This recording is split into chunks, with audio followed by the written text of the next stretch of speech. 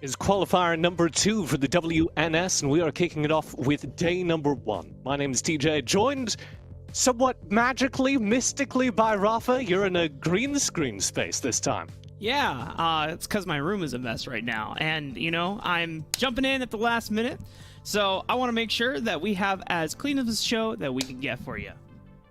He literally means the last minute. We had some awful technical issues on Pastry Time's end. And he hopped in here and said, "Hey, TJ, how long do I have?" And I said, 20 seconds, and we made it work. So we are rolling. Do you want to know what the first game of the day is, Rafa? Yes, please. Let's find that out. It's going to be Tilt City Banditos versus Moolah. Okay, I'm down. Tilt City Banditos, pretty cool. I don't know much information about the other team. The gear is starting to turn in his head. Here are the groups, of course. We do have a lot of buys this time round because some of the teams qualified during the first qualifier, so there are fewer teams. That Group A, No More Ego and Yawn are just through groups that are need to play. These other groups do have one fewer team. And we do have one final group where we're going to be broadcasting to start things off. That will be here, Tilt City Banditos and Moolah, all the way in Group D. Oh, they also have Suzaku as well. We saw them last week on the qualifier. They're a very exciting team to watch. Yeah, I think actually that Group D is maybe the most, fiery group left. But because of that delay, we have no time to talk about the groups. We're going to get directly into the draft. Take it away, Rafa. Good with me. Now, Tilt City Banditos and Moolah, I think I saw some games from them during some of the Fight Night and, of course, other community tournaments during the offseason leading up to our first ever season of the WNS. And so far, an Olaf ban is the first champion to bite the dust here in our pick and ban phase. Okay, so I've been mentally preparing myself for this, but our drafts here in North America are moving quickly, and they're moving in a direction that I'm not entirely prepared for. It's not so much the tank meta that's been massive in Asia. We're much more focused on CC, and that means that Olaf is very high priority. In a game where everyone thinks very highly of Morgana, of Galio, you want to get that Olaf right into people's faces. He's devastating. He gets banned down here. Hey, it's one of my favorite champions, Lee Sin. First pick up here by Tilt City Banditos. More than likely, it's going to go to the jungle because there's only a few NA players that have experimented with solo lane Lee Sin, but not quite yet. I will note we do still have Jace and Morgana on the field here, which is not normal. Both those characters very strong right now, and they've fallen all the way through to the second cycle here for Tilt City Banditos. Of course, Set was insta-banned. He will be insta-banned all day today unless somebody messes up. And Yumi is currently disabled. But I don't think anyone's going to notice. She didn't make much impact in the games I've played. Oh boy. So, check this out, TJ. On Bandito's side, they've got a couple powerful bruisers and fighters, and then you got one big tank in Nunu and Willem. On the other side, you've got very squishy, but either high damage characters or high utility characters like the Nami. And what that Moolah composition is very vulnerable to is something that TCB could build, which is put something like a Varus or a Ziggs behind that beefy front line, because Riven, her regeneration just got buffed in the last patch, so she's a very solid frontline character. You have the Nunu there from the jungle as an extra source of beef, and this means that Lee Sin probably in top or mid, but that will function as a chase down. He can always get into the backline and pick off low HP targets.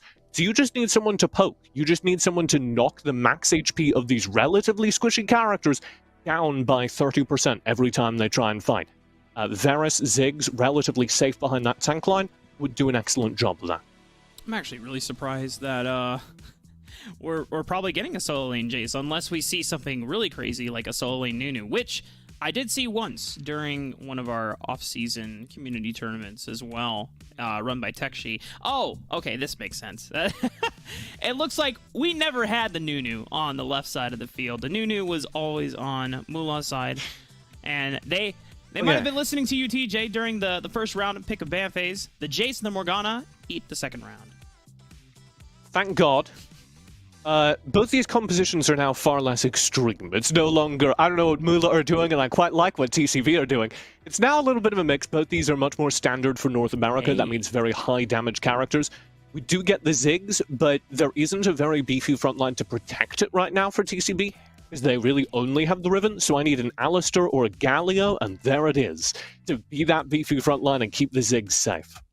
I was hoping for Garen or Mundo, because that's less standard. It's more spicy. But on the side of Mula, they're going to round out their composition, add another frontline character in the Renekton, and also has a pretty damn good time in the laning phase against the likes of Riven or Akali. Yeah, I do really like Garen Mundo support. You know that about me. But the hard thing is they need flat CC in this composition. Yes. And with the addition of the Galio, they do have that. That's going to make it pretty impossible to dive past the front line and gain access to the Ziggs. Now they just need to deal with the raw damage stats. What can be dumped into that TCB frontline by Mula from an Annie? And the answer, as anyone who's played a solo queue game ought to know, is quite a lot. High damage. Also, pretty solid CC and engage whenever Flash is available, or, of course, Protobelt. But now we're on to the Rift for Game 1 between Tilt City Banditos and Mula. Remember, these are all best of threes, and for Tilt City Banditos and Mula, the winner of this will then go up against Suzaku, who, being the first seed in their group, and only 3 teams in that group, they got a bye. So, Suzaku just need to win 1 round, whereas either Tilt City Banditos or Mula need to win 2. Other thing we have to pay attention to in this best of 3 is, of course, the way these teams are playing around the meta, because we've seen some pretty wild shifts at the top of the North American field. You have Sentinels who are pulling a lot of strategies out of Asia and the way that specifically, I think, Chinese teams are playing. And then you have some just absolute left field NA shenanigans happening a little bit more around the Immortals squad. And so I'm really curious, like right now these are both very standard North American drafts. I'm very curious to see if we're going to see an evolution of that, what we're going to see trying out today. Now hit me with what your ideal world of evolution would be. What level of spice are we looking for? As new gank coming in, Snowball, it's a giant pile of vomit. I want to see Zed today. Oh, Zed! That's the only thing I want to see today. Because NA has some of like the most mechanically talented players playing the game, and some of those players are oftentimes in games where there aren't full tank lines to defend, unlike every other region. Every other region right now drafts a fair amount of tanks, except for EU. But here in North America, we don't have the Zed to punish the absence of tanks. And I don't know, I just want to see what a really good Zed could do to the NA meta. Right now, Chicken Lady might be under fire here. One more auto attack. That's going to be first blood for Sui over on Mula's side as they will take the lead. First blood passing over from an overextension. That comes from the Scuttle Grab fight. He's going to live, Rafa. That was close. Ignite was getting pretty darn close onto the Renekton there, but Honey Fruit coming in clutch. We're still about a minute and a half away before we hit the first neutral objectives of the game for the Rift Herald and Ocean Dragon as our first Drake of the game. And so far, that's when you look at things like Nunu and Renekton, they have powerful team fighting tools. Oh no. A little too long on the stay here, Academy. Oh, he doesn't have Dragon's Rage. Oh my god! Dominus is so good, TJ. Whose consequence, though, he's got the cleanup. The Riven right back on the cards, and that means that it's 1-for-1, and with death timers this short, doesn't actually mean much. Gold comes out approximately even, and that leaves us going into these next major team fights, as you were talking about, entirely reliant on the team fighting. And I want to draw a highlight for you, Rafa. Okay, draw me. This is all about CC for Mula. Oh, yeah. It's all about the way Nami and Annie and the Snowball land their engage, and if they don't land their engage, then there's a free platform for the Ziggs to fight from behind. If the tidal wave of the big Nami bear stun chew up the front line or gain access to the back line, it doesn't matter how tanky Galio is. But if they don't find anything with the tidal wave, then Ziggs can just fire away. Pay close attention to how Mula get themselves into the pit of their desired objective first, but with 20 seconds left before they spawn, Looks like Ken is going to try to find an advantage, taking out Consequence of the map before he gets the chance to participate in the next upcoming fight. Notice here that both Ken and Ambitionless not burning any major summoner spells or team fighting tools, but because he shows on the top side of the map, Dragon shall be... Oh, wait a minute. Oh, look at the coordination, though, from Mulan. We're just trading! Hell yeah. Wow.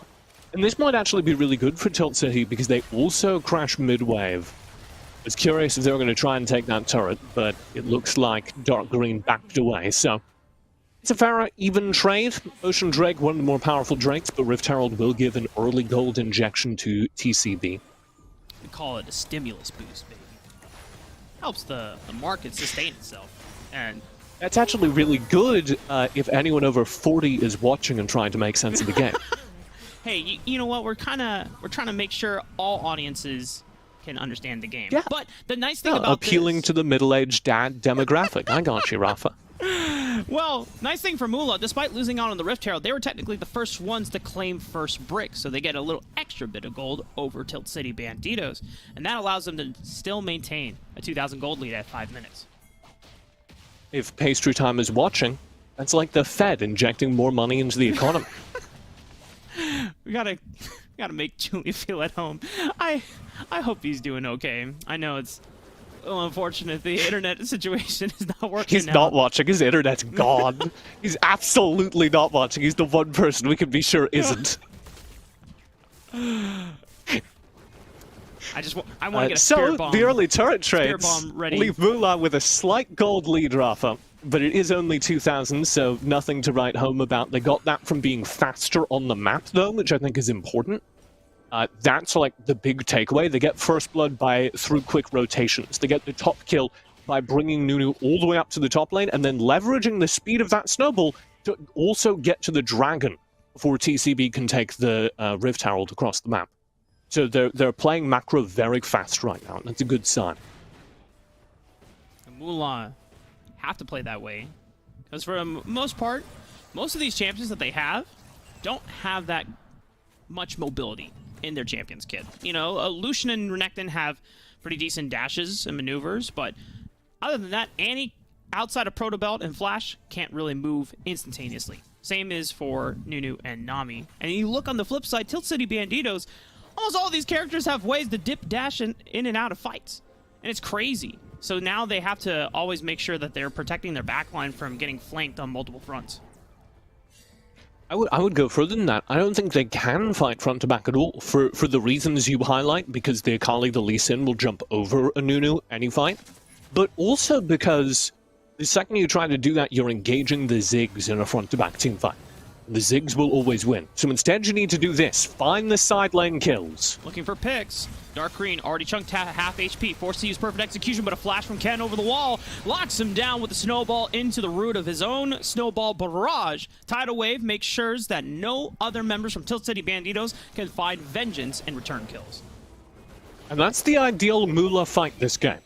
Finding someone isolated, starting a staggered skirmish where they have control of the fighting and can leave when it gets dangerous. What they don't want to get into is wars of attrition against a front line with Logical sitting behind it. You just cannot match the power of a bomb specialist. Just keep throwing and chucking them out one after another, and his effective range is much larger than that of Lucian's, never mind, once he uses the culling. Outside of that, he has to get up close and personal, and that's very dangerous when you're going into the likes of a Lee Sin, an Akali, or a Riven in any 1v1. Lucian, basically a melee character. I refuse to acknowledge otherwise. Got the worst guns of any League of Legends character. You don't like the dual wield, TJ?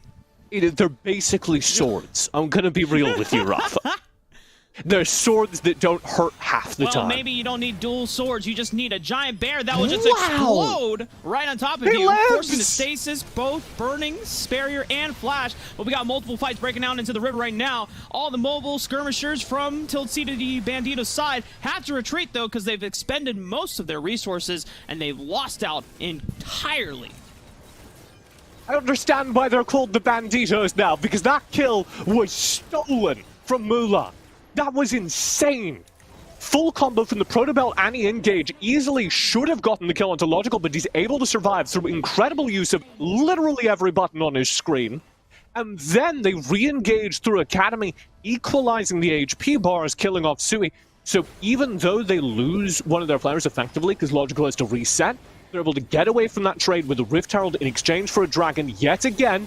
And it's spent immediately here in the mid lane. Oh, but Moolah, oh dear, they destroy the Herald. Beautiful use of CC, bubble onto the Rift Herald. And once again, Moolah vibes, finds Logical. This time there's no stasis, there's no barrier or flash to keep him alive this time around. They take 2 down in Chicken Lady as well. Absolute Zero going to absolutely demolish Dark Green's HP bar alongside the calling. Doesn't go down, is able to survive, but the pressure is being felt by Moolah. The preemptive Absolute Zero from Ken, who knew there was going to be a re-engage there, and said, step in, welcome to my frosty igloo. Is it really a frosty igloo when it's all covered in green? That's like, ugh. I mean, it might just be a really dirty igloo. It's a booger igloo. I also don't think it's an igloo if it doesn't have a roof. So there were a lot of things wrong, but I was really hoping I was going to get away with it. Further and further away from the mythos that it is an igloo, and now it's something else. But we're at... So it was going to be step into my parlor, but then I was like, Nunu doesn't own a parlor. Oh, well, how about if you step into the death zone once again? Because Moolah vibes, I think... He has a hit list on a Logical, however. Stepping into the bush, Consequence finds him. Wind Slash right through an all. Moolah vibes, will he survive? Oh my god, he still stays alive! 1 HP, literally! And the GA from Academy immediately gets knocked up by the pile of whatever you want to call that Ken is rolling around. It's dirty snow, and they are just wiping up the mess from Tilt City Banditos. That roadside Tahoe snow, and he hits him with it. That's another turret falling in the mid lane, as Moolah are beginning to build an insurmountable gold lead at this point. And I've been talking up Logical on the Ziggs. The threat that has been operated against him by Moolah, that was clean. The threat that has been operated against him by Moolah vibes means that this isn't a big damage Ziggs. He's just completed first item. He's 1,000 gold behind the next lowest member of his team. Like, this is just a devastatingly ineffective Ziggs. He just doesn't get to play the game, TJ. He wants to try, but every time that he walks up, Moolah Vibe says, no, and just deletes him from the game. You know who is doing all right on TCB, though? Dark Green. Yeah. So, I see you two can read the bottom of the screen. So... You're testing my reading comprehension skills. I know I just jumped in last minute, but, you know, I can do a few things on the fly. It's an A. Let me tell you, you passed that test. TJ. So, if there's a path back into the game, it's through Dark Green in the side lane, because he's kind of the only character that can find these solo kills that Moolah are going to want to opt into. Moolah are still going to be looking for those isolated picks. Oh my god! Logical is like, oh please, thank god that wasn't me that got blasted right there, because you know that Moolah Vibes was looking for both of them. Logical still chunked down below 50% HP. Can't save Academy, who was picked off once again. Moolah are just on a rampage, almost 9,000 gold. Yeah, the Annie is just kind of proto-belting in and choosing people every 30 seconds when her ult comes off cooldown. And there's not a whole lot they could do about that. Oh dear. Oh, Ken interrupts the recall from Consequence. He almost made it out, but a flash dedicated. If he takes the time to walk into a further away bush. They saw you on the minimap from the minions walk into that bush. So if he just takes another 30 seconds and walks into a different bush, he gets away there. It's unlucky, TJ. Tilt City Banditos doing everything that they can to stay alive, because this first game is pretty much almost out of their control. And I like how you said that Moolah Vibe chooses, because he's pretty much, the way he's playing, he's eliminating the agency from Tilt City Banditos on having any options. Coming back to the game, and we said, once again, you have been chosen, Chicken Lady. You are the one getting sent back to the fountain. A Mega Inferno Bomb is huge, but they're so far behind it doesn't do any realistic or effective damage to the members of Moolah. They are still on the tear right now, and they have routed off Logical. Dark Green might be able to get out with perfect execution, but they cannot get away from this giant Nunu. The Absolute Zero once again finds Logical, and Dark Green still on the run, cannot save the outer remnants of his base. Congratulations, Academy! You have been selected as tribute! You will be absolutely obliterated by a teddy bear. Top 100 ways to die, TJ. Are you writing a BuzzFeed on it? Maybe. I don't know. We'll have to get back to that. See, What's number one? Let's skip the rest of the list. Yet to have been selected. You know, maybe throughout this series. Right. You really have to try them all in order to rank them. Yeah. So. How else are you supposed to needed. effectively, do so, right? Got it. I think this game's probably over. There is the outside chance that logical or dark green scales back into relevancy. There we go. Well, nice attempt from. You see how little that Mega Inferno Bomb did? Oh no. Well. And it becomes an outside chance, you know?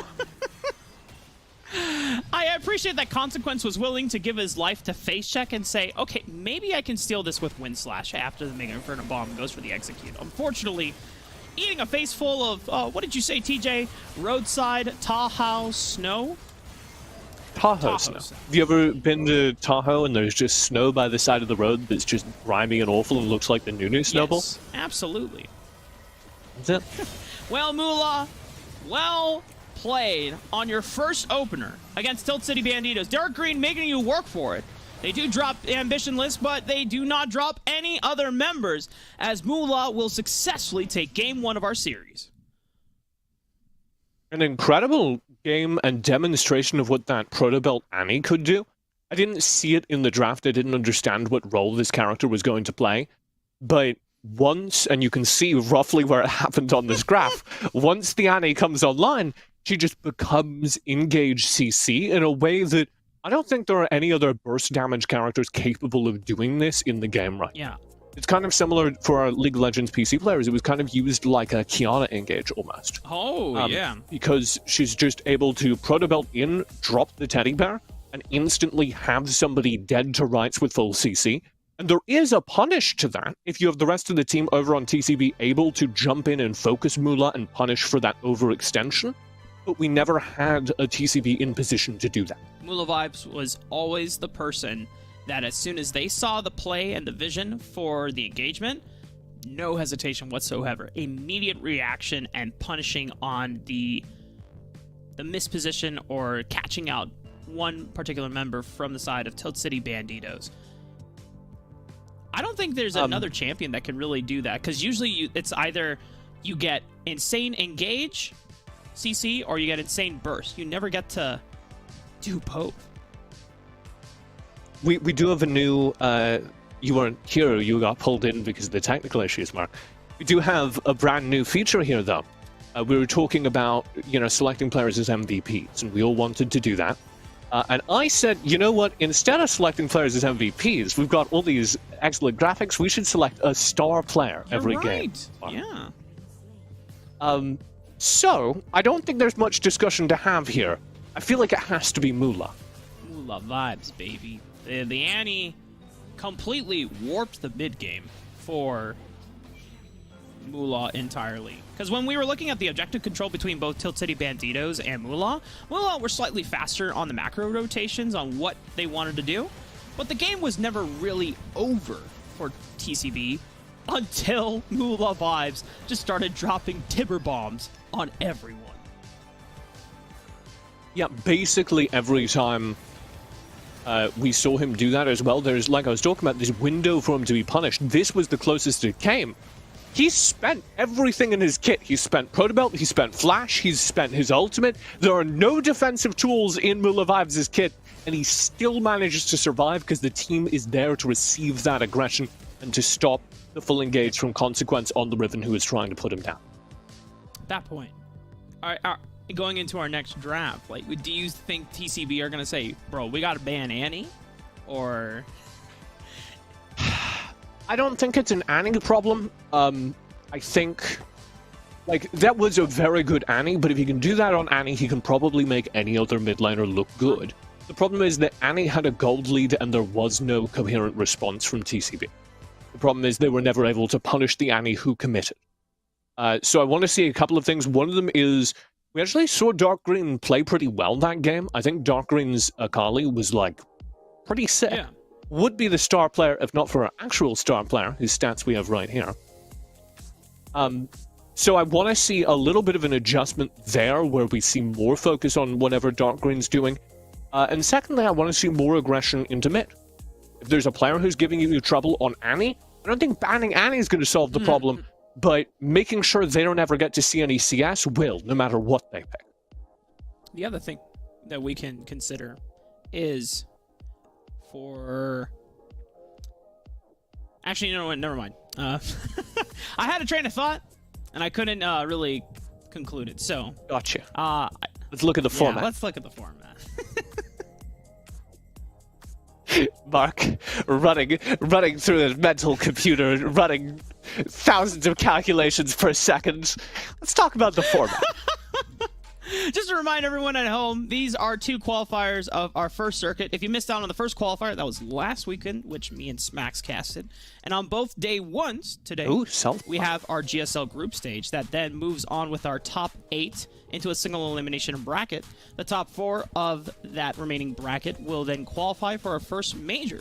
For those that missed out on first qualifier, the 4 teams that qualified were Sentinels, Immortals, Cloud9, and Tribe.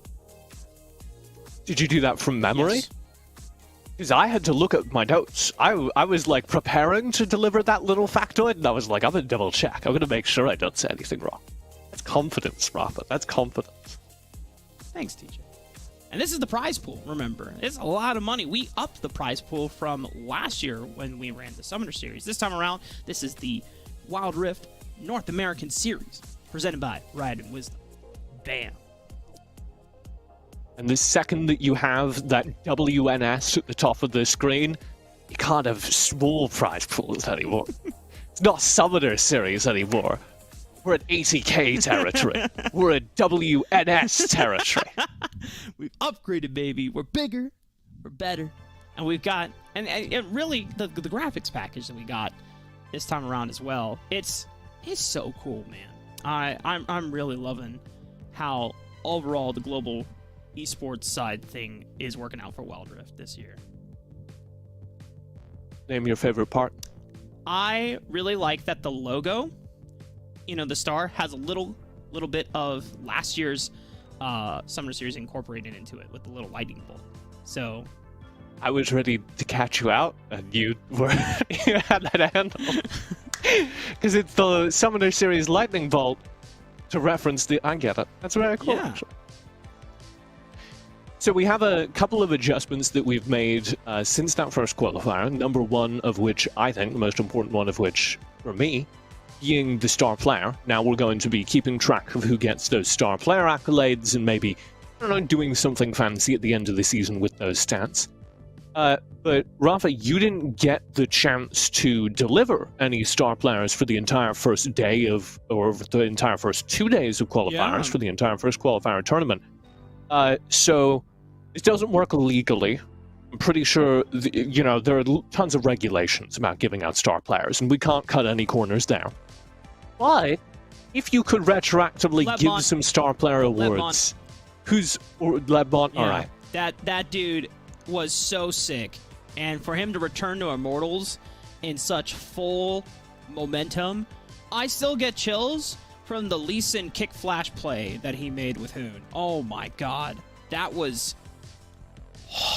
If anyone tries to tell you that you can't show mechanical prowess in Wild Rift because it's a mobile game, I'll show you that clip and tell you, yo, shut up, look at this, and tell me if you can do this on stage when the pressure and stakes are high.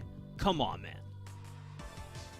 I think Lebmont's up there. I was also going to ask for, because I think supports get overlooked a lot. I was going to maybe give one to Beginnings. I think both his series on Sentinels, where they won like through the power of his engages. Yeah, overall, Beginnings and Rest, huge improvement from year 0 of Wild Rift in North America.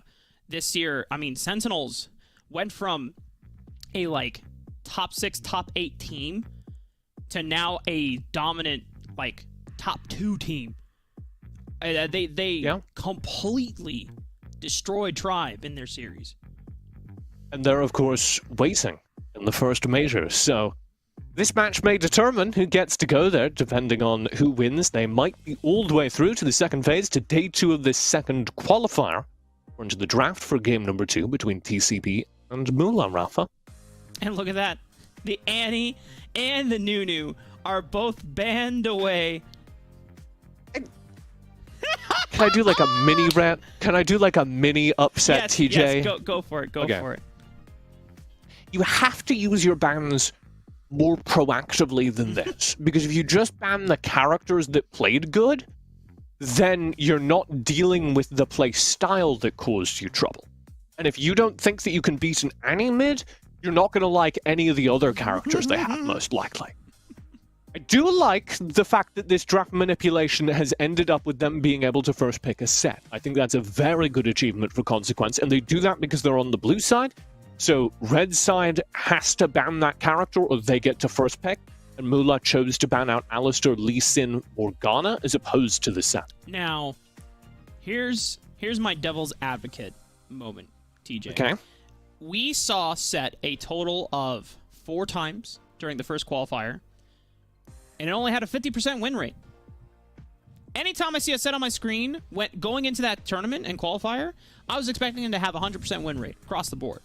But I saw 2 Set games that were kind of abysmal.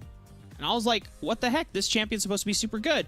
But I think the true question is that how well can teams play around the Set? Because he has powerful crowd control, he has powerful engage tools, but if you don't build around it, if you don't have supporting pieces that allow Set to achieve that fantasy, to group up multiple members and stack them all up, then it's super difficult to actually pilot the Set to completion.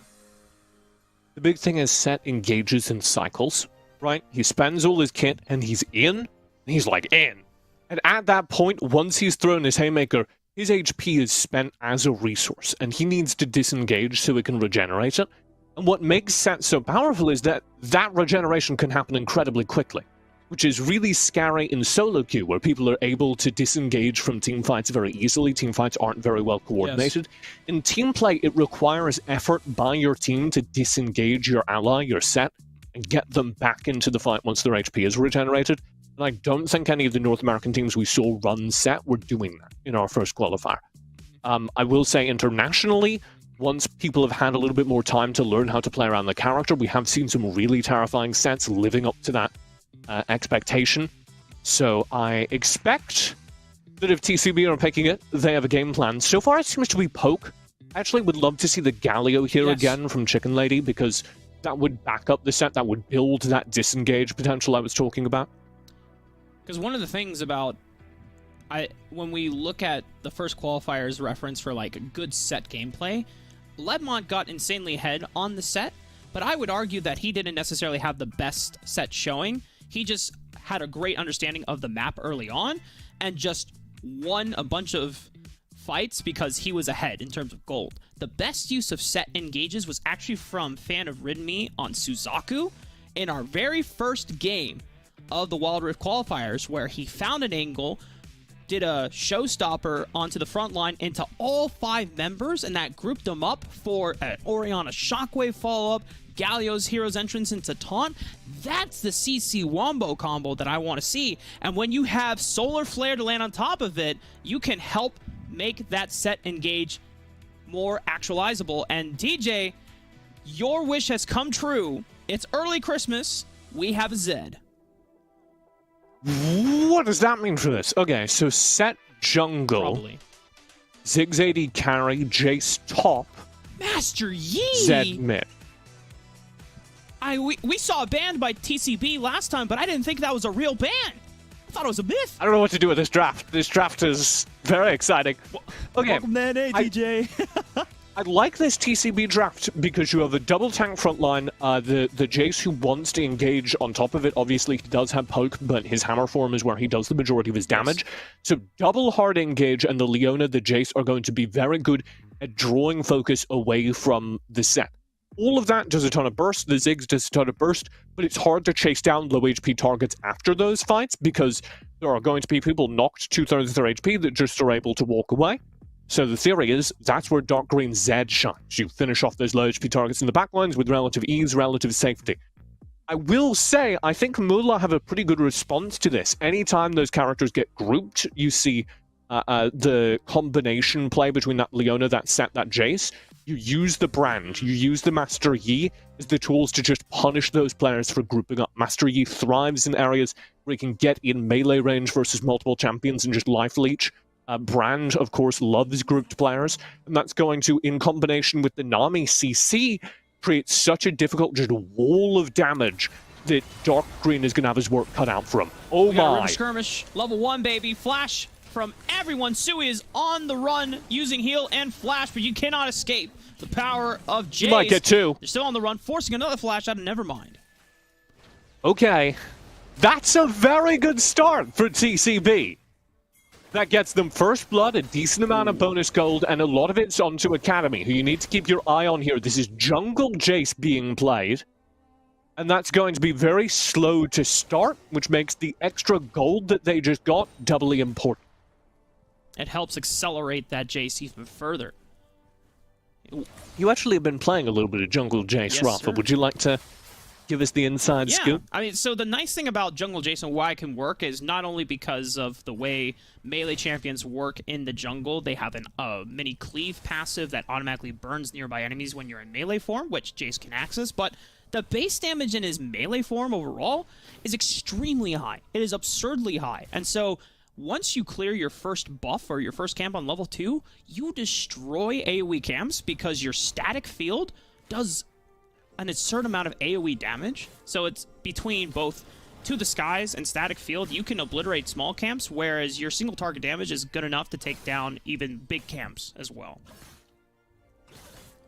So, slow to start, terrifying once you can get the gold advantage, which Academy started this game with, so I can't stress enough that this is going to be scary. And when you're level 3 as Jace, you have access to 6 effective spells. So you have so much burst potential and a lot of ways to effectively close the distance between your targets for ganking, even if you don't necessarily think of Jace as an ordinary jungler. But To the Skies, you close the distance. You can use Acceleration Gate as well to give yourself extra movement speed, which is always a great way of making sure that you can catch out laners who are a little overextended.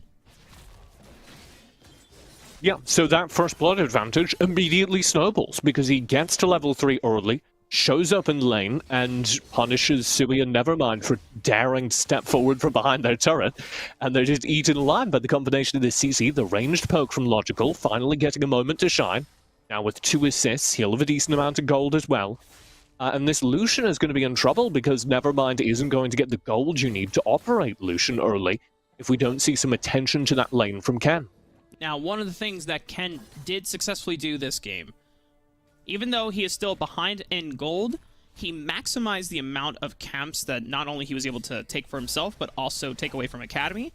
Academy did not get a single blue buff in the first opening minutes, but Academy is able to equalize because he is at the right place at the right time to punish any laners going in for an all-in. He already did great work on the bottom side of the map, and now Ambitionless having to flash and use the barrier to escape from Academy's gank.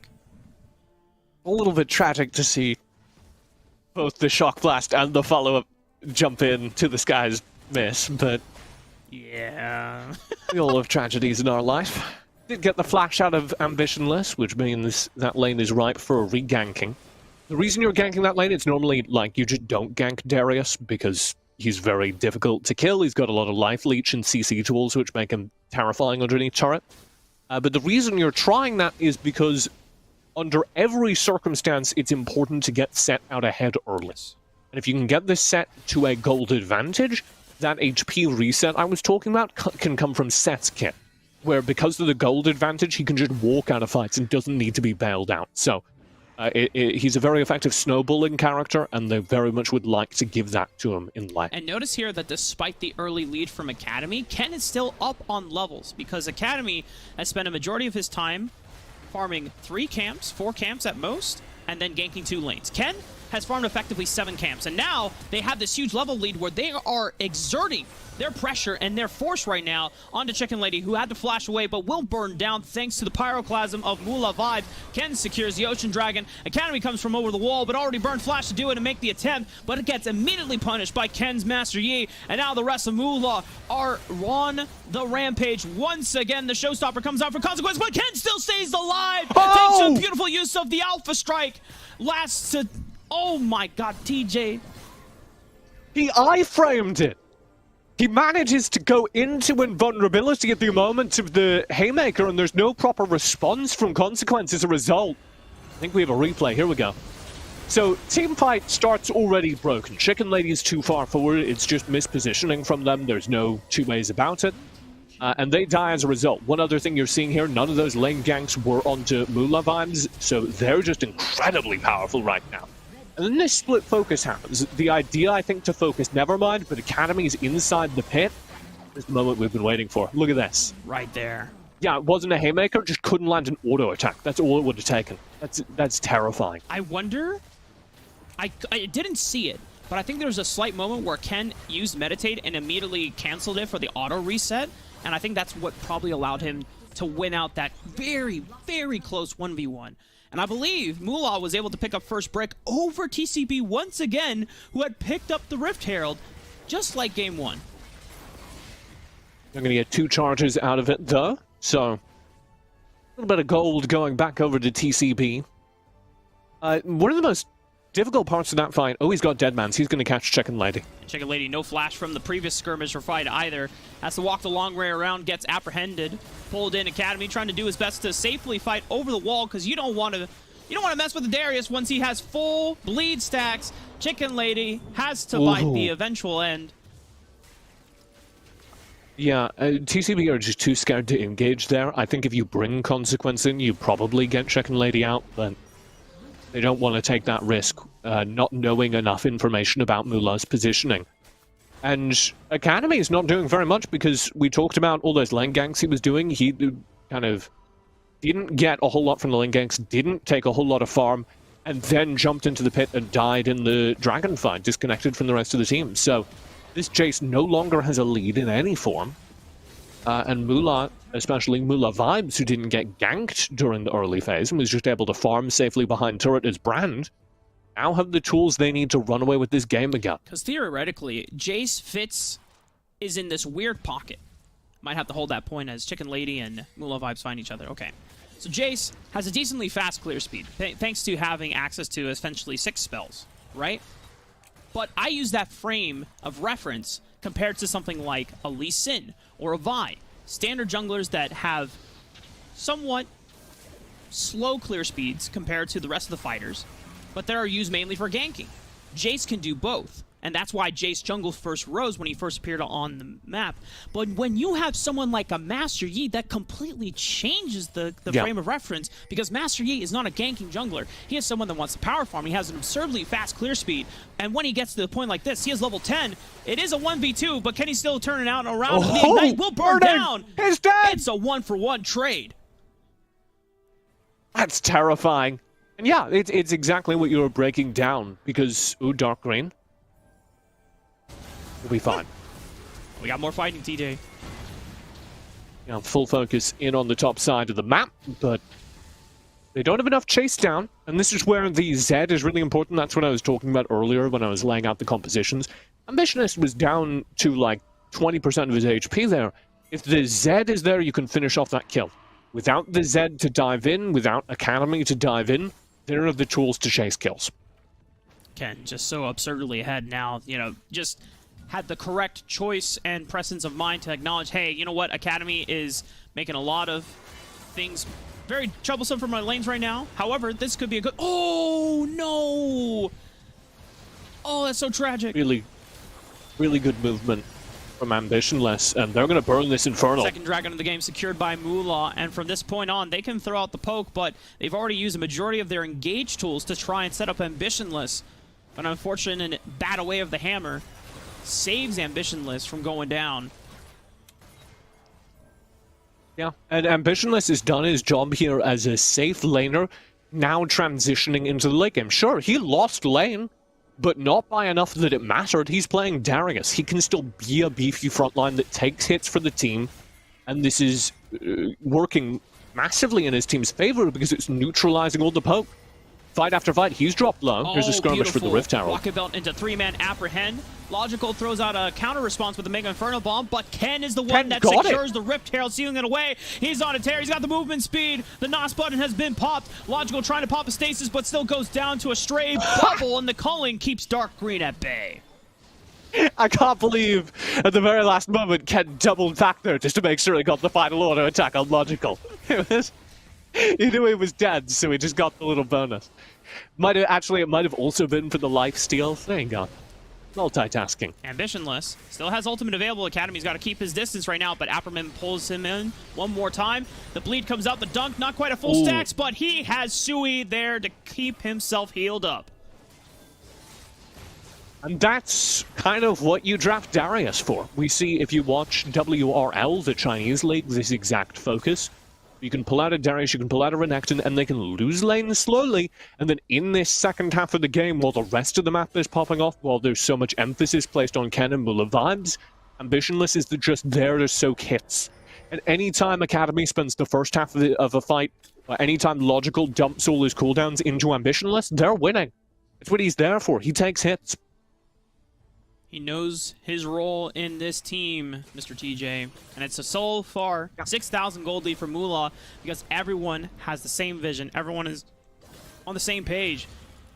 It took a lot for Nevermind and Sui to hold that. Logical. Oh, is going to burn down to the brand damage. Oh, the Searing Flame doesn't connect. Rest of Academy, in consequence, will be able to skew them. Meanwhile, looks like Ken was routed off by a 2-man engage, and that's a lot of the gold lead over. They might be able to turn this fight around. Just as I say that, Consequence does take down Mula vibes, but Mula trade 2 back. This mid turret will fall just to player advantage. Oh, he's reaching. Ambitionless. Trying to pull Chicken Lady back in. Tier 1 turret falls in the mid lane. The dragon will not be spawning for about another minute here, so Mula have time to reset, collect their things here, maybe get a little bit extra gold. I want to talk about, though, that Nevermind and Sui had to endure a lot in the first couple of minutes of the game, where Ken basically said, all right, guys, you lost your summoner spells. I can't help you. If Academy visits again, I can't help you, so just please hold on. And and they did. Do you think Brand's in pain? Like constant pain because he's burning? Yeah. I think he's used to it by now. You know, you build pain tolerance, and so you just don't feel it anymore. You think he just can't feel anything? When do you think the last time Brand, like, touched another human being was? Well, I'll tell you when Ambitionless did. He just did it right now. He sent Consequence back to the graveyard. Might be looking for the one on the Chicken Lady. Has the reset available. Gets the dunk. It's stolen away by Sui. Just a slight auto attack there, but they achieved the same goal, taken down 2. Could you, like, couldn't hold the hand of anyone you love, you know? Because he's on fire all the time. Well, see, the trick is, TJ, you have to find someone that is willing to embrace and share the pain with you. That's true love. Oh. I was thinking, like, maybe date a firefighter. Mountain Dragon will be taken Practical as Mula continue to run away with this game. They are going to multitask, take the dragons simultaneous to the Baron. 4,000 HP on the Baron. They are burning it down fast, not even needing Ken, and then now with Ken here, they secure it so damn easily. I just want to say, TJ, at 10,000 gold, 13 minutes, Mula have a very commanding lead. I don't know what options are available for TCB to get back in this game, so I kind of want to talk about already just the 2 sets of diverse compositions we have seen from Mula. The first game, very almost front-to-back oriented, right? And they played it extremely well off of the picks that Mula vibes found. This time around, it's a Ken show. Pulling out the Master Yi, a jungle that we don't normally see in competitive play. Yeah. I think the reason I was talking about Ambitionless earlier... Poor Chicken Lady. The reason I was talking about ambitionless earlier was because it shows like a role awareness. Both times I felt like Mula very much understood what their game plan was. And game number 2, the reason you draft this brand for Mula is so that they can sit back behind their turret and Ken can farm. You don't need lane ganks. Mula's going to be fine, they're playing brand. Instead, Ken can just focus in on the farming, come out with a Master Yi, which is what Master Yi needs. The reason you don't see Master Yi in competitive is because he takes so much farm to get started, but Ken was just given the space to do that. Didn't have to do anything for the first 5 minutes of the game. In a way that almost Dakun Gaming kind of revolutionized the world with just giving so much resources and time to the jungle to power farm. It requires a lot of trust in your teammates to carry out effectively in a state of the game where you're not depending on your jungler. Because then you get to a point in the state of this, where Mula are on the front steps of the doors of the base. They've knocked down 2 inhibitor turrets already, all 3 now. And they should have the tools necessary to close out this game. I like the attempt from Consequence. It was a flash haymaker, or a haymaker flash, trying to reposition the animation of the ability. Ambitionless just going on a rampage right now. Oh, okay. TCB will stall off the game for now. Can Logical clear out the minions there, pelting away at the turret. There's so many! 283, 226, 169! It will stay there! He's done it! But now you've got 3 waves of super minions coming in. Logical, can you play tower defense as fast as possible and as long as possible? And it looks like he will hold out for now. That is the most cursed extension of a video game I've ever seen. Somebody died to the fountain there. Can we get a replay of that? Somebody just walked into the fountain and took the fountain beam for like a couple of seconds. Multiple people died under turret. The flash haymaker from Consequence turned out to matter a great deal. I don't think it will matter to the game because there's a 20,000 gold lead. But we're still extending it. We're still here. I do want to give props over to Dark Green. I think this game was very difficult for Zed to pile it in. You played 2 good games. Yeah, both couple of games, and you can see like the strong mechanical showing from this player. And unfortunately, the way that conditions played out after the first few minutes of the game, Dark Green didn't really get the chance to have any agency in changing that state. If we're watching a Korean game, they take Baron instead of ending the game. Incredible. I need you to tell me, as the North American expert, are they going to take Baron? They are. Holy moly! Like, hey guys, no, you know what? Okay, as the North American expert. No. This is the true North American special right here. You have 3 people wait. Do they have vision? Oh! Surprise! We were here all along! Here comes Dark Green, looks for 1 assassination attempt, but damn Stasis will keep him alive. The bane of every Zed player in the world, as they are now on the run, just trying to survive until the very bitter end. GG, well played to Mula. God, Rafa, thank you for introducing me to the WNS. The incredible finish. No time for that Korean, we're gonna take the Baron and the Elder and keep the game going as long as possible. Faking the Baron, forcing the team fight, ending the game in true star fashion. You know, during last year when you were on the C broadcast, and you know we would have our conversations and exchanges about, you know, so this is what C is playing. What's NA playing? And I tell you, and you just go like, that's wild. And I couldn't tell sometimes if it was like a good wild or a bad wild, because you were just astounded. But now you get to witness firsthand what NA is all about. Well, the picks make more sense this time. Like, none of these characters are bad. I think what we're seeing in North America is a much more like a violent meta. We're much more focused on doing damage to the other team here. I like damage. Whereas SEA and China tend to draft either around full defense or full offense. It's either like full front-loaded assassins or full tanks plus Varus. And so there's like a middle ground here in NA that I expect we'll see less of as the teams begin to specialize, if that makes sense. Right now, everyone's just playing the picks that work for the players, and we're going to see more evolution as teams begin to figure out what works best for their own team. I think we're already seeing that with some of the top teams in North America, who I'm very impressed by, to be honest, Mark. That makes me happy.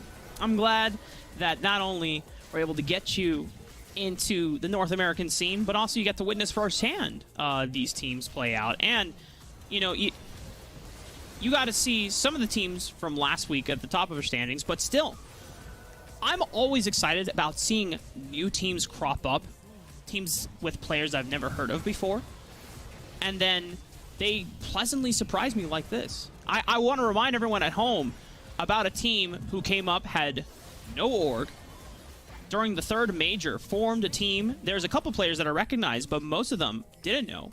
That was Chonk Chortle.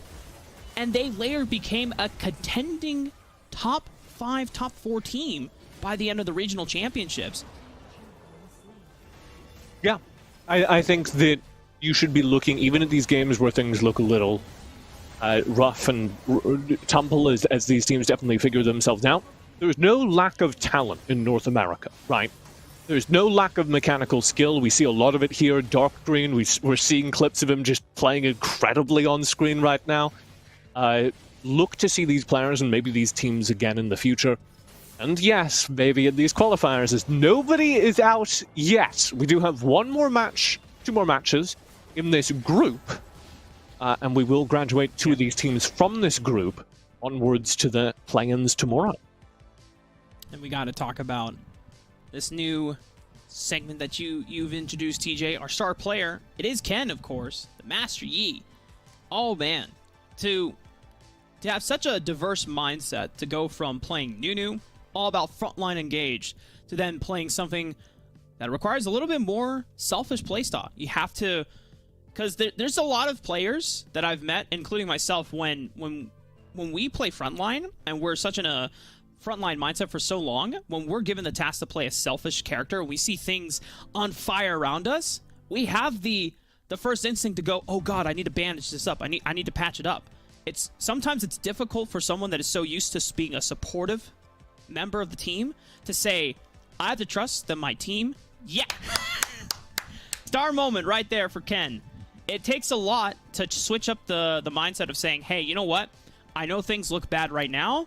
I'm going to trust that they are taking the sacrifice and losing early for me to farm, so I'm going to make up for it by being as strong as I can in the next 4 or 5 minutes. Ken, that's from me to you. I really liked that you managed to farm up to max Yi level so quickly, to farm up to actionable Yi level so quickly.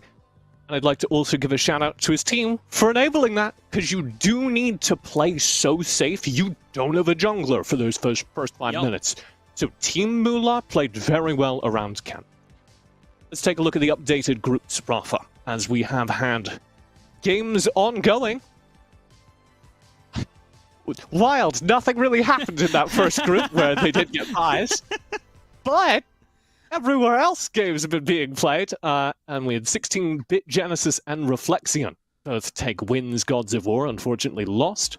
One of those was a bye in Group B. Let's take a look at C and D. And just getting confirmation that our next match will be 16-bit Genesis and Reflexion. You noted that because 16-bit Genesis made it to our top 8 bracket last qualifier, that's why they have the bye in that group. But in Group C and D, look at Never Hurt, I'm assuming, was the one that took the bye. Family and Reapers played out their game. Family was the one that won over. So off-screen, they will be having their match between Never Hurt and Family. Whereas, of course, Moolah winning out against Tilt City Banditos. Suzaku and Moolah also, more than likely, off-stream will have a match. Yeah. Can I get your best Vin Diesel family, Rafa? When it comes to Wild Rift, you can always count on family. That's... You know, I knew that your voice could go down there. I've heard you sing. That was pretty close. That's the closest I've ever heard anyone get to Vin Diesel. I'm impressed. Thank you so much. And the other thing I'm impressed by you, Mark, is the fact that you were able to step in here at a moment's notice. We had horrible technical issues, and you were able to get in here and save the day. So thank you very much for that. My pleasure. We are going to go to a break. We're going to come back. Say goodbye, Mark. We'll see you on the other side. Bye, everyone.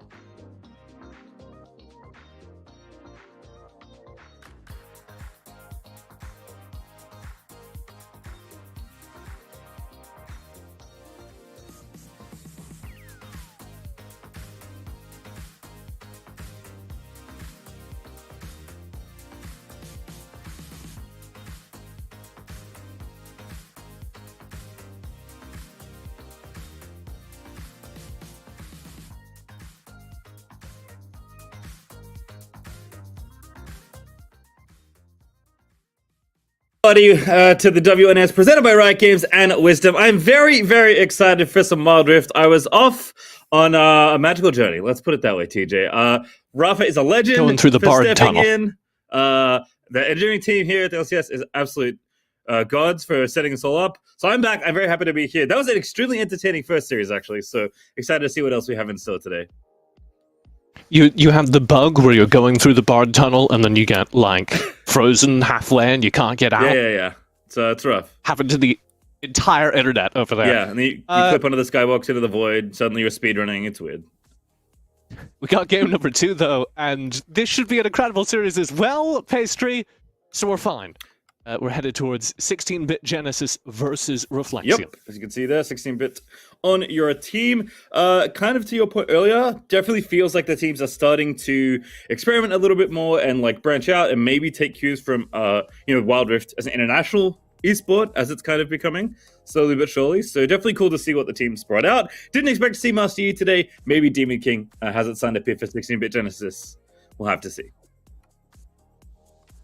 EU Import LFT is one of the players that has been bouncing around a couple different teams.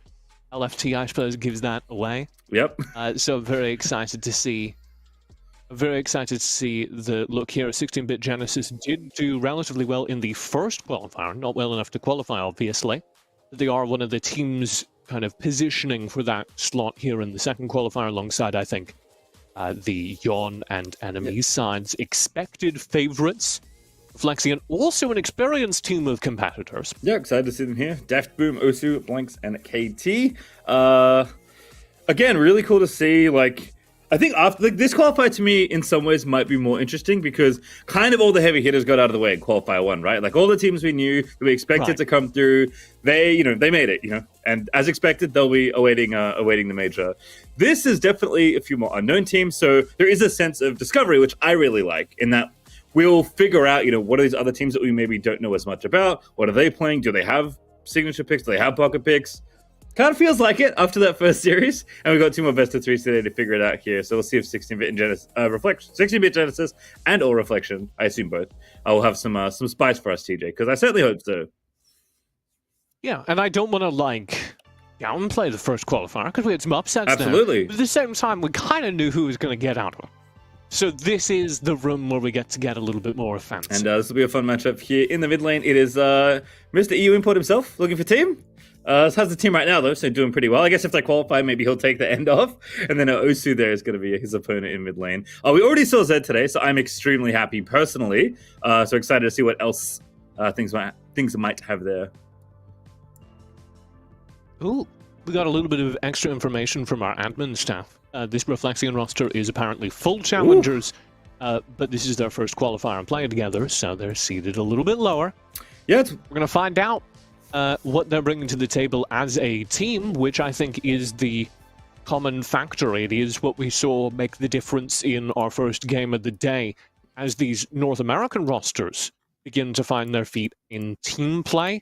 It is for the first time, I think, across all regions, the ability of your team to draft for a composition and then execute that win condition that is determining who's winning, even at the qualifier level. Yeah, and I think we are past the times where you can skate through on being the better gamer.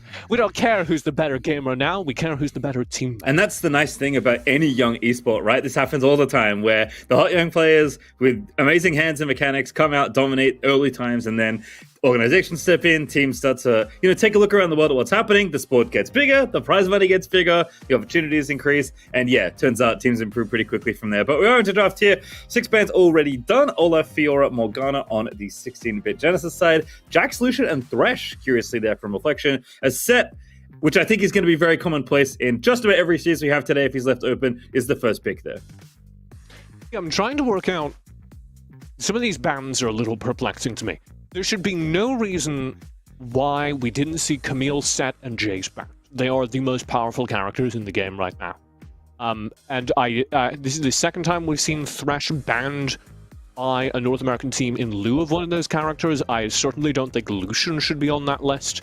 I think Lucian's, solid, but I wouldn't even classify him as one of the top 5 AD carries right now. So it's either a very targeted ban against a specific player on the opposite side, or this is, I think, just a mistake. All right, well, we got something for you here too, Jay. We got Lulu on the other side there as well. We got Ziggs, might be your favorite AD carry, who knows?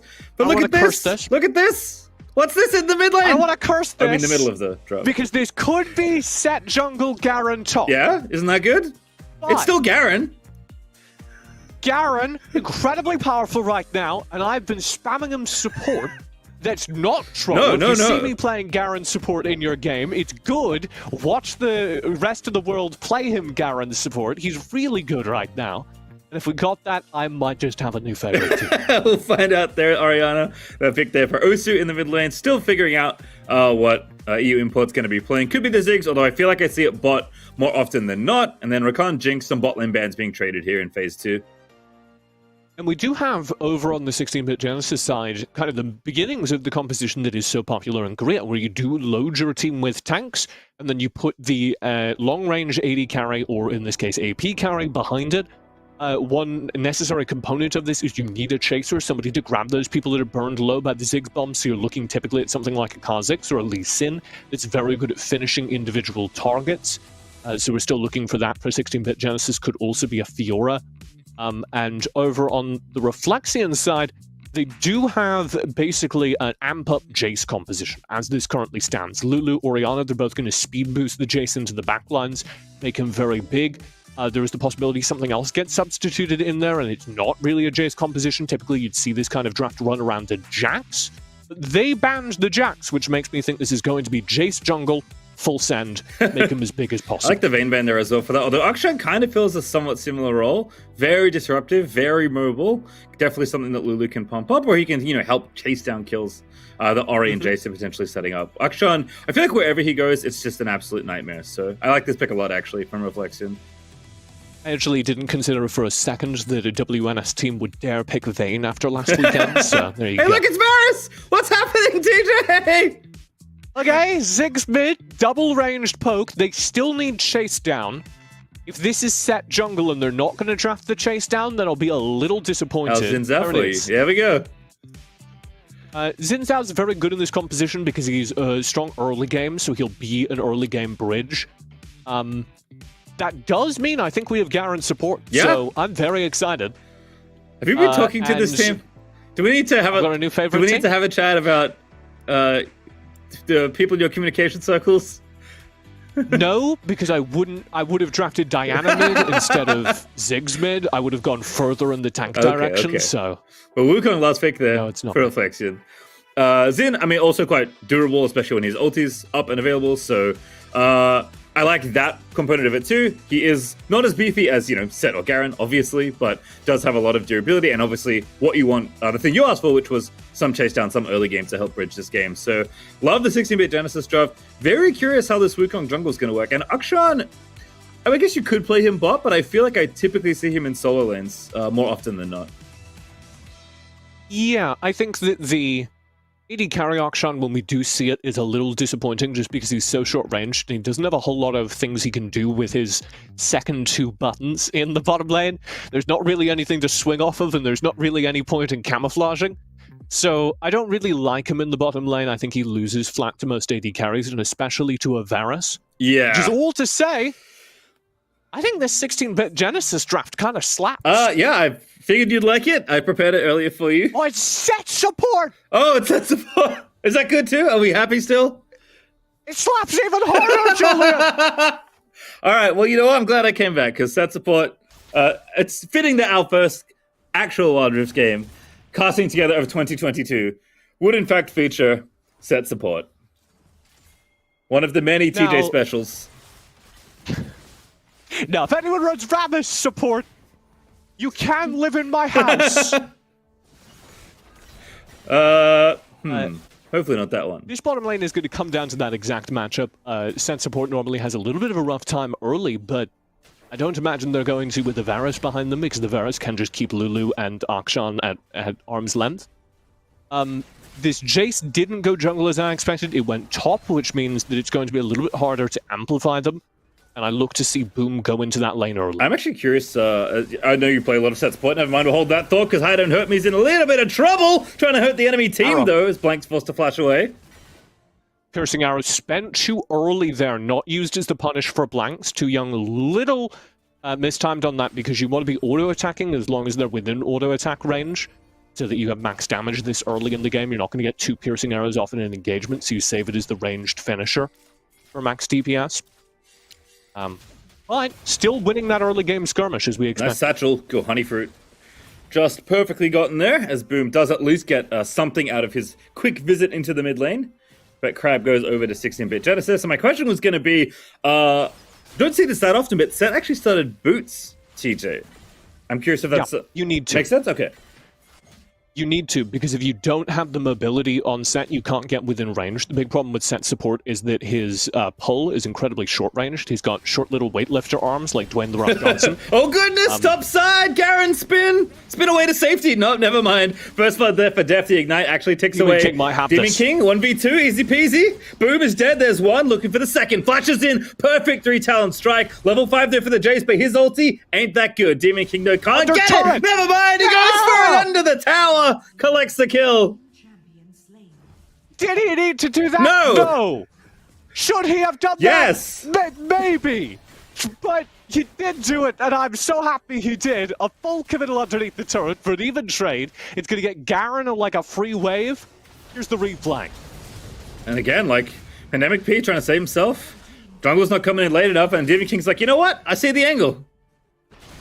Yeah, well, early game Xin Zhao, like, first 5 levels, Xin Zhao is almost unmatched. It's the only thing that can go toe-to-toe with Lee Sin in terms of pure early game damage. And right here, I'm like, you don't need to do this. It would be pretty cool if you did. All right, back in topside, Garen is in some trouble. It is barrier, of course, for the Garen. Really just looking to survive this lane. Has the steel caps already done. So there's a lot more about, regenning and doing a little Garen dance in between waves than fighting the Jace, who obviously is extremely strong at this early stage of the game. But I like what Demon King did there. Osu is roaming up anyway, so I feel like might as well just take the kill. Yes, it costs you a flash bear. Pretty low cost, all things considered. And Demon King maybe just going to go up there again. I do see him trying to chase the Jace, but not there just yet as we check in with the bottom lane. Too Young still feeling pretty good here in the 2v2, but Blank's actually holding his own after that early little punish. Tell you what, Julian, we're gaming. Well, we're today. gaming. First dragons are up. This is going to be a split objective. I prioritize Rift Herald much more than the Cloud Drake. I know some people...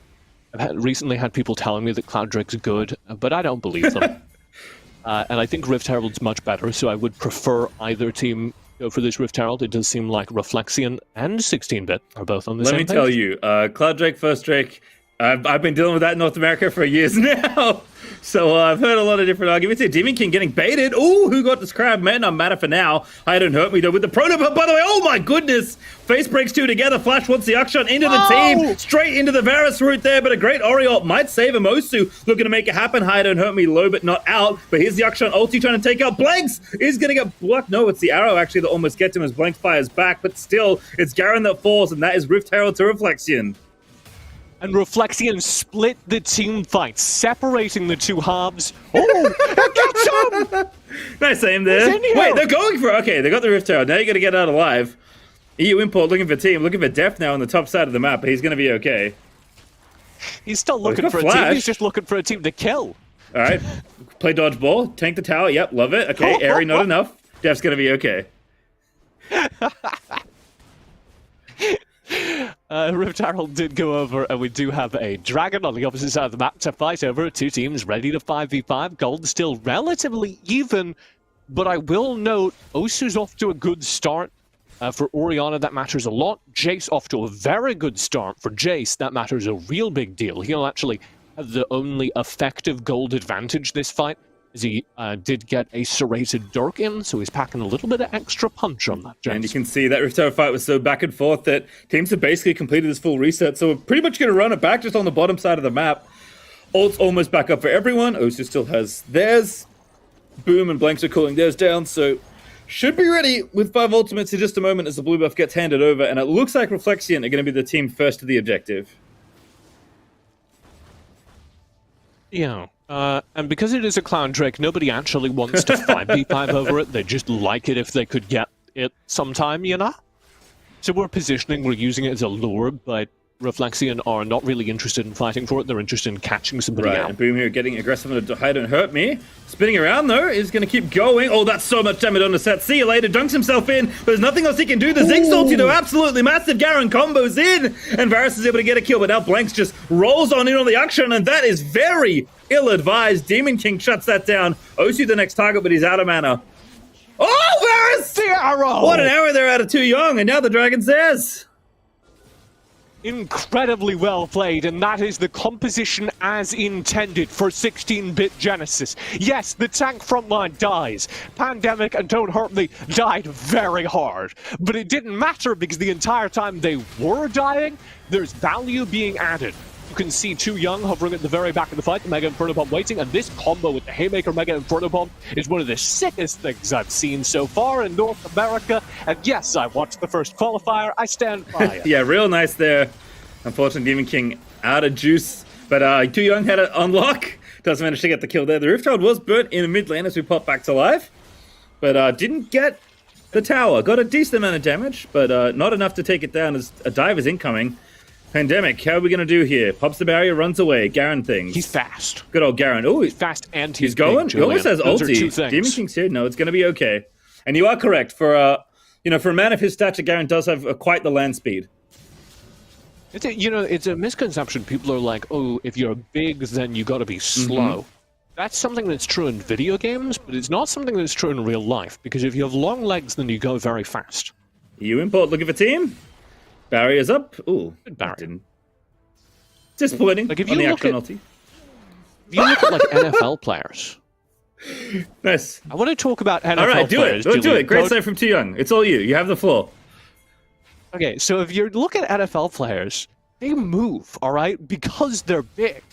So Garen being fast, it naturally makes more sense. Yeah, I feel it. I feel like also like a your top speed little carry. would be quite high once you get going, right?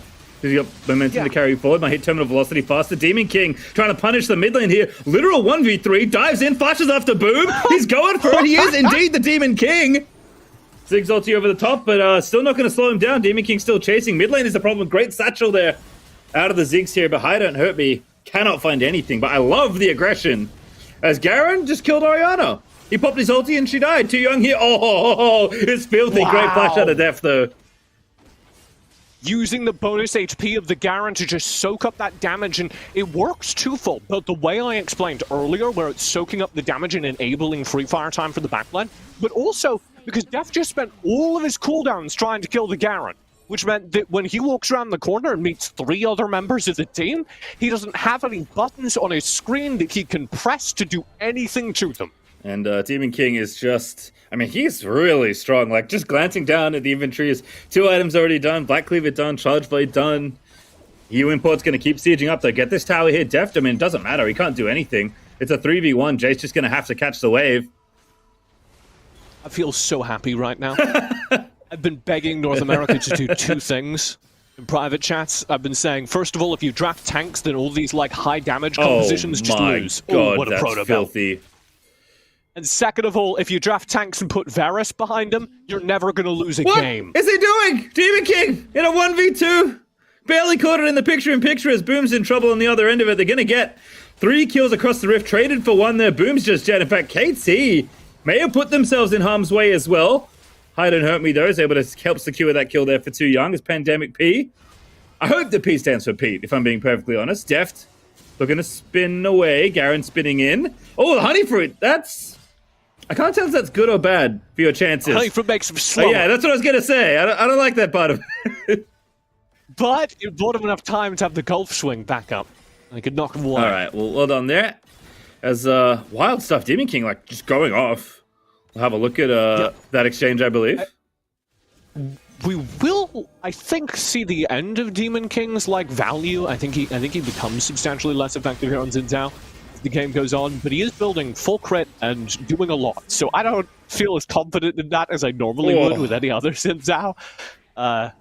He'll probably begin to fall off around here. It's like...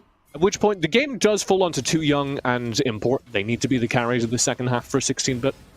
Don't Hurt Me. Ready to go. Facebreaker. Doesn't find a target he wants, though. And Ziggs Bomb is real nice, but not quite enough damage. It's enough to force him back, though. and you can burn the dragon at this point. And they will. Second Drake for them. How to hurt me once again, playing zone control. They're going for it, actually. They want to try and steal it. They're not going to get it. Set's able to secure the dragon, but this fight looking real dicey on my screen. Hide and Hurt Me running in his Pandemic P. Roams on in, and Demon King is just unleashed. Just Too Young takes out Boom, and this is just domination out of 16-bit Genesis. Almost everybody off the rift right now, as Osu will get dove, and Too Young is going to complete the ace. That is the dream fight for this composition, played to perfection from 16-bit Genesis. The tank frontline occupies all of Reflexian's attentions, while Too Young and EU just sit behind. Max range, 2 screens away, throwing arrows in. They could have ended there, but they chose not to, and I understand and respect that. Yep, gonna leave the Rift Herald there in mid, break it down. Super's now streaming on through. Ton of gold, up more than 10k, ton of map pressure, obviously, can fall back to the Baron whenever it's available. It's actually not up right now, because that's how good this this early and now early mid game has been for 16-bit. While they reset, I'm going to beg production for a replay, because and we don't have the tools, but I do desperately wish that I could like draw a circle around where EU Import and Too Young were playing in that fight. Right, well, I have bad news for you. We don't have it, but we may have it later. Okay, beautiful, perfect. That's all I need to know. Delayed gratification is better. The thing that they do in that fight is exactly what the composition is designed for. It's to soak up damage in the front line and just enable the biggest distance possible for your carries. And a traditional North America composition like Reflexion is running is just powerful against it. Because sure, you have a lot of big damage dealers, but they are going to do less damage to the tank front line than the high-value backline of 16-bit does to those damaged characters during the time it takes to kill the tank front. Right, and you mentioned the NFL before. It's very similar. You have the offensive line trying to keep the quarterback with as much distance as he can. The difference is that the quarterback's trying to throw the football in the faces of the enemy carry all the way in the back of the field instead of into the end zone. But basically the same thing. Varus is like Tom Brady. I don't know anything about football, and I kind of lost you halfway there. Come on, man! The Super Bowl's tomorrow, TJ! Tomorrow! Go Bengals! There we go. I understand enough to know that. Great, ulti there. Oh, goodness, Akshad looking spooky. Set is face-checking the entire enemy side. But 16-bit definitely feeling confident here as they maybe look to end the game with his final push towards the top side. Interesting amount of split pressure here from 16-bit. They're really taking their time. Oh dear. At it again, trying to dive in. Reflection trying to fight it back. Osu with a decent ulti, but Set gets the first kill and they just don't have it. The gold is not theirs. Jace gets 1 kill, but KT's getting chased down. Garen is absolutely massive as Demon King just keeps on going, but they're gonna get him there. Boom actually able to turn it back around. It's disastrous out of 16-bit Genesis, and Too Young wants to hold on to his gold if he can. Gonna stream away, throws the Q fade away as Pandemic Pete's out of there. I was so terrified Blanks was just going to get nailed. Me too. Okay, TP's in. Reflexion trying to force this game. This is the right call. A misplayed team fight. Oh, he gets All right, Too Young is too good, now. Apparently. 2v3, but the Baron's fighting on the side of 16-bit, and they have to back away. Okay, what goes wrong there is EU Import engages with his face. Ah. As I just outlined, the entire draft strategy is that there's a tank frontline and EU Import is 2 screens behind them. So, 16-bit going for this weird top turret execute, as I outlined, they don't really have to. It was very strange that they were trying to force it, and they decided to force it by having their Ziggs walk in behind the turret, which led to an engage on him. He's Zhonya's for half the fight. The fact that it almost turned is testament to the power of a very well-scaled Varus. Yeah, absolutely. I mean, Too Young been a superstar this game. 10-0-4. I feel like playing the team fights perfectly, laned really well. Definitely knows their role in this composition. And seems like something 16-bit have practice, which I know TJ does love to see. As this will be their Infernal Drake. I just don't see how Reflection get in here. Boom's going to try and steal it, but too late. Now the fight's going to kick off. Set gets in. Face breaks 2 after ulting in. Ziggs bomb over the top, and the choke, massive amount of AoE damage. Jeff is chasing one down, though, but EU Import, he zoned them off, and now Garen's got a kill, and the rest of the side dive in. Now Too Young's playing frontline alongside the rest of the team. Yeah, Too Young splits there as EU Import gets pulled out. Oh, he's dead. Set's so disgusting, man. Pulls you from your ARAM game back into reality, TJ. He's just trying to go play TFT. All right, now he's going to go play TFT for 30 seconds back in the fountain, but I think this might be the end of the game. Boom going to be the final kill. In fact, no, they're going to ignore him. Pandemic's going to zone him away, and they're going to try and finish off the Nexus. Beautiful. And 16-bit Genesis, an almost flawless execution of this comp. They will take the first game. Can I give everyone a star No, player? that is not how it History. works. That is, like, very, very distinctly not the intention. But what if everyone played really well and they all deserve a star player? You have to pick the starriest. You have to pick the biggest, brightest star. All right. Well, it's a hard choice because, as you can see, this game plan just worked perfectly. You have the Xin Zhao, who gave an early game gold lead over to a composition that relied on late game scaling. Demon King's early advantage gets him that early blue spike on the line graph. And then you get into the mid game, things are scary. You're playing into a lot of damage. This is a traditional NA damage composition that reflects in our running, which means it spikes in the mid game. But by that point, it was too late because the tank frontline between Garen, between Set, can just take so much damage. They can take so many hits. I would actually love to see damage taken on this chart here. That by the time we get to the late game, there is no reasonable way to access Too Young and EU import. And by the time we get to the very late game and Reflexion realize they need to access that backline, Too Young is so big, he can solo carry those fights if needed. Yeah, for me, like, I mean, I think you're definitely a lot of different people you could give star to in this game. For me, it just is going to be Too Young. Like, I think you're the linchpin of this composition, right? Like, you have to do the work that the tanks are giving you space to do, and just the perfect combination of, I know how to play behind my front line perfectly, but also I know when I need to overextend just a little bit and reach to make sure we can finish off these kills. Because kind of like you were saying, in these comps, you want to have a chaser. Demon King did a great job of that, but it's not the same as like a reset in Kha'Zix, for example, right? Like, you don't have quite the same amount of chase down potential. And I feel like Too Young had to play a little bit more loosely than you might want to, because he wanted to finish off the kills and make sure the team fight snowballed. Okay, I hear you. Okay. Too Young did put out a great album. However, I think Demon King really played incredibly well during the early game to build that bridge. And we have the star player ready. Guess we'll see who it is. I'm right. Look at that. I mean, you know, it's a democratic process. I voted.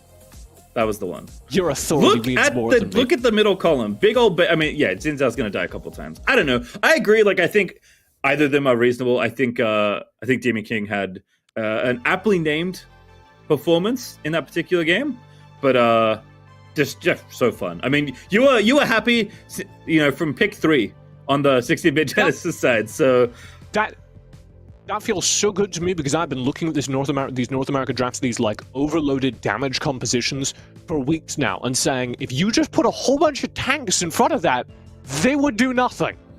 And we do get a demonstration of that. The ability of the Garen, the Set, you could give either of them, I think, star player as well, because they took so much damage so cleverly for the team. They were very good at, I think, especially the way that Set was played, to maximize damage taken while also driving the focus of the team fight away from the squishy backline. Were beautiful, and it enables Too Young to do this. I don't want to take away from Too Young. Well, we get 2 star players! Can we do the rest of the team now? Would that be all right?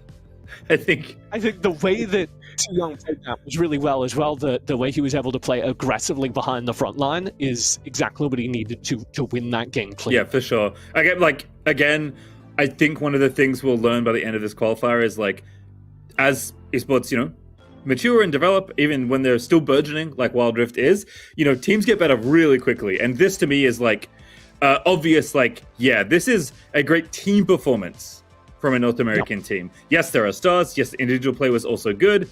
But, like, you have to play very well as a 5-man unit in order to get it going. And they did it here. And you could be forgiven for thinking Pandemic was, like, having a bad time. He was not enjoying, you know, the 1v1 or the 2v1. But, you know, Demon King kind of made up for it here. And do we ever answer the question, TJ?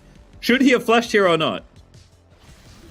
I don't know. It doesn't. Here's my thing. If he's dead under the turret, there are like upsides and downsides to that. Oh, this combo. This was incredible, though. Wow. What good set play just to maximize value from that. And this is a rough fight for Too Young. This fight was like really awkward from him because he doesn't get into the action until Demon King shows up, and the Demon King so credibly takes over the frontline threat that the rest of his team is able to soak him up. This was ridiculous as well. This is like a 1v2 in the enemy wave, and you're like, yeah, I got this. It's all good. And look, he's got no health, and he still almost kills Boo. Then we get towards the late game. I'm going to draw these circles on my screen and permanent marker. Watch Too Young EU import. Look at how far away they are from the rest of the fight here. And they're just focused down. It doesn't matter. They're throwing bombs. They're throwing arrows in. And they arrive and just finish off the fight. There are no cooldowns to resist them. Yeah, great final flash there. Too Young's like tanking tower shots to get the last point blank arrow off. And it all works out. I was really close to the screen. I was drawing on it with my marker. I apologize. I see. It's okay. You've been forgiven. So a great opening game there for 16-bit Genesis. Curious to see how Reflexion want to answer in game number 2, which we'll have up as soon as players are in and started to draft. Don't worry, we're not hiding anything from you. But I am. What are you hiding from us, TJ?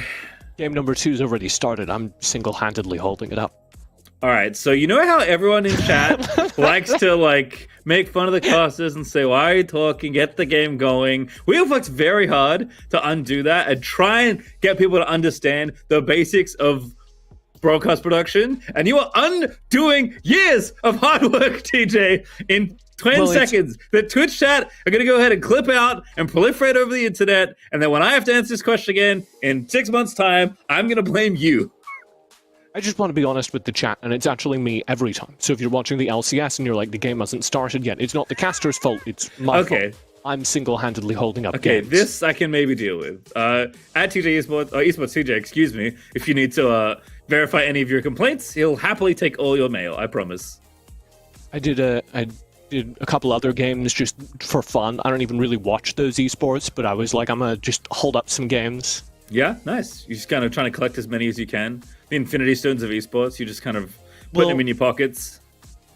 It's the pain of Twitch chat. You know, I really like when I can open up a Twitch chat and just see, like, a couple thousand people just upset. That's what actually gives me power and helps me thrive. So your goal in life is to draw the ire of the universe toward you. No, it's just to cause the maximum amount of suffering, and sometimes that coincides. Okay. Well, we got maximum excitement in our last game here, so I'll see what happens here in game number 2. I guess, for someone that is trying to draw the suffering of the universe, I guess inflict suffering on the entire universe, you're a pretty happy guy when Garen gets picked. Yeah, why do you think I love the tank comps so much? It's not very much fun to play into tank compositions, you just can't do anything about it. I will say, because we are in a tank meta now, we have made the transition. Here's how this plays out in Asia. If you need the tools to get past a composition that has that set Garen frontline Varus behind, you go full assassin. You draft Akali, you draft Zed, maybe Lee Sin. And with 3 assassins, they do not have the tools to keep their backline safe. And so during that time, you jump on the Varus, and then all you have to do is kill a Garen. And Garen actually doesn't have too much damage, at least not compared to the Varus. Yeah. So you can kill the Garen in good time. Yeah. I mean, in a lot of cases, like, getting to the backline is often the problem. Totally agree that assassins are a great way to get access there. As bans are populating already, teams are back into draft for game at number 2. Zig's going to be taken off the board alongside the Varus and Diana, so Reflexion using their blue side to basically erase that composition, or at least that version of it, away from 16-bit as they take away Morgana, Olaf, and Set for themselves. I like that we see a Set ban. Don't get me wrong. I still do have notes. Still think Jace shouldn't be getting through. I still think that we should have seen Camille picked last game. But instead it's a Thresh first pick, which makes me think that this must be an individual power pick. This must be something that KT is really good at. Yep, I think so. I mean, it's true in a lot of different cases, but Thresh is one of those champions where if you have mastery over it, it is unbelievable what you can do to people. But I agree that you are giving a lot of power over as a consequence here. So we'll see how KT's Thresh looks, because it is Jay's first pick, as you called out, one of the premier picks in the game right now. I think I don't think that's worth it, because worst case they pick Thresh, there are counters to Thresh. Right. I don't super think there are a ton of counters to Jace right now. I think Fiora's equally powerful. So, what do you need to draft into Fiora, Jace? A lot of CC, a lot of HP. You need a very beefy front line to hold out against them, because they are just so devastating to an AD carry backline. And this Jinx is also going to mandate a lot of frontline because she has high move speed, but no dashes, no escapes. Yep. She gets jumped on. That's over. No Gale Force in this game. Maybe Protobelt if you're trying to get really spicy, but I doubt it. So definitely going to have to protect Blanks here. Very different pick from the Akshan we saw in the last game here. But maybe Garen here if they play it, right? That's one of the tanks left up after... I guess there's a few more left up. There's Camille though. A little bit more of what you asked for in game 1, TJ. Yeah, Camille's actually very good in the lane matchup into both Jace and Fiora, and she's a very powerful tool right now. She's like 100% banned in most international leagues because her ultimate functions as a turbo exhaust. It reduces damage on anyone she ults, and it prevents them from moving. So if she ults the Jace has to either do no damage and maybe die, or stasis. Right. And if you stasis, you're out of the fight anyway. Right. So Camille ulting the key carry in every single team fight is just an incredibly powerful tool. Yep. I expect to see it work very well here, especially against something like Corki. Yeah, Corki, another different carry here. Again, mixing in like your damage profile a little bit more. Corki is great if you need a marksman that provides AP damage, especially when you draft two pretty heavy AD champions at the top of your draft. Kha'Zix's also going to get banned away here too. Taken away from Boom, and we'll see what else happens here. But I am curious how 16-bit are going to put together the rest of this draft, because I feel like it was so obvious, right? After the first 3 picks in game 1, what was going to happen. This is obviously powerful champion still, but a very different strategy, right? Yeah, this is much more standard NA. I do think that they have some very clear, like, long-ranged. The things they need to finish this composition are frontline HP. They need to draft something like a Garen. We need to see a shift towards a little bit more HP that can hold that frontline so that the Fiora has reset space, so that there's someone who can bail out the back end of a Corki engage. I would like it maybe not to be the Garen, maybe something with a little more damage. You could go Darius, you could go Renekton here and make me very happy, because if this team comp doesn't win on initial spell spend, it gets dangerous. Like that one, it's Galio. A little bit more damage. Probably played support here, which does mean that if this is Corki AD carry, then we have mid still up. Or top. It could be basically anywhere. I'm assuming this Fiora is jungle. Oh, okay. I was going to ask you which of the Jace are Fiora, but Fiora? Could be Jace Yeah, jungle. we saw it last game, obviously, from Reflection. I don't like Jace jungle. My hot take. Oh, no. Fiora jungle's quite good. Okay. See what happens. Also, I think I'm wrong. I'm pretty... Yeah, it was Deft's Jace, so...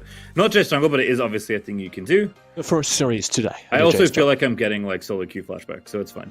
Pantheon, the last pick there for Reflection.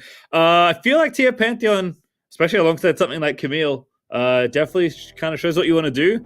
We are trying to find a carry and click on them as many times as possible. What's wrong? Okay, Jace mid. Okay. All right, I'm fine. Okay, we got there. We did it. Zinzal jungle, Galio support, Jace mid, Fiora top, Corki AD. Or Galio support. I don't know. Give it to me. It is Galio support, right? Sorry, or Jace support. Yeah. I did see a Jace support in my solo queue games. We didn't win, but I did see it. Yeah. Any thoughts as the resident weird champ support main? No, not really. No. Nothing positive, perhaps. bad. Okay, there we go. That's what I thought you were gonna say. As comps are done, definitely curious to see how this shakes out. I feel like 16-bit. I mean, they got an early lead last game, but they didn't need to in order to win. But this comp is like got scaling at the wazoo.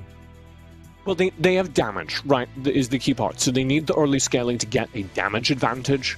Because if the Jace is winning lane, then he out damages what a Jinx can do in a team fight, and that's wins them the game. The big problem with them is going to be avoiding those side lane picks that this Reflexion composition is built to generate.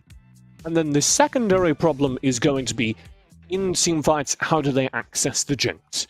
Because there's a decent amount of CC between Pantheon, Twisted Fate, and Camille, and that Jinx, if they get out ahead, is going to be strong enough to carry a game into a lot of very low HP characters. As a counterpart to game number 1, where we had those big tanks. Here in game 2, no tanks to take the soak damage. Yeah, definitely feels like the Reflexion comp is like, all right, we have this Jinx, we're going to draft around her, and the way we're doing that is we have a bunch of ultis from all the other positions in topside that we want to use to try and get Jinx kills wherever we can. So, see how it plays out here, but it is EU import on the Jace in mid lane. That leaves Demon King back on Xin, makes sense. And from Garen to Fiora is a pretty different champion from game to game, but I think Pandemic will be a lot happier about the 1v1 matchup this time around. Yeah, I actually like the Camille side of this matchup, to be honest with you. So I would prefer the Garen, but that's just me. But you just love Garen, as Hide Don't Hurt Me is getting hurt. Does have to back away. I do just love Garen, but I also think that it's very difficult to play into this Camille in the mid-late game. Provided you don't mess up and hookshot her riposte, she can just basically disengage whenever you grand challenge or anything like that.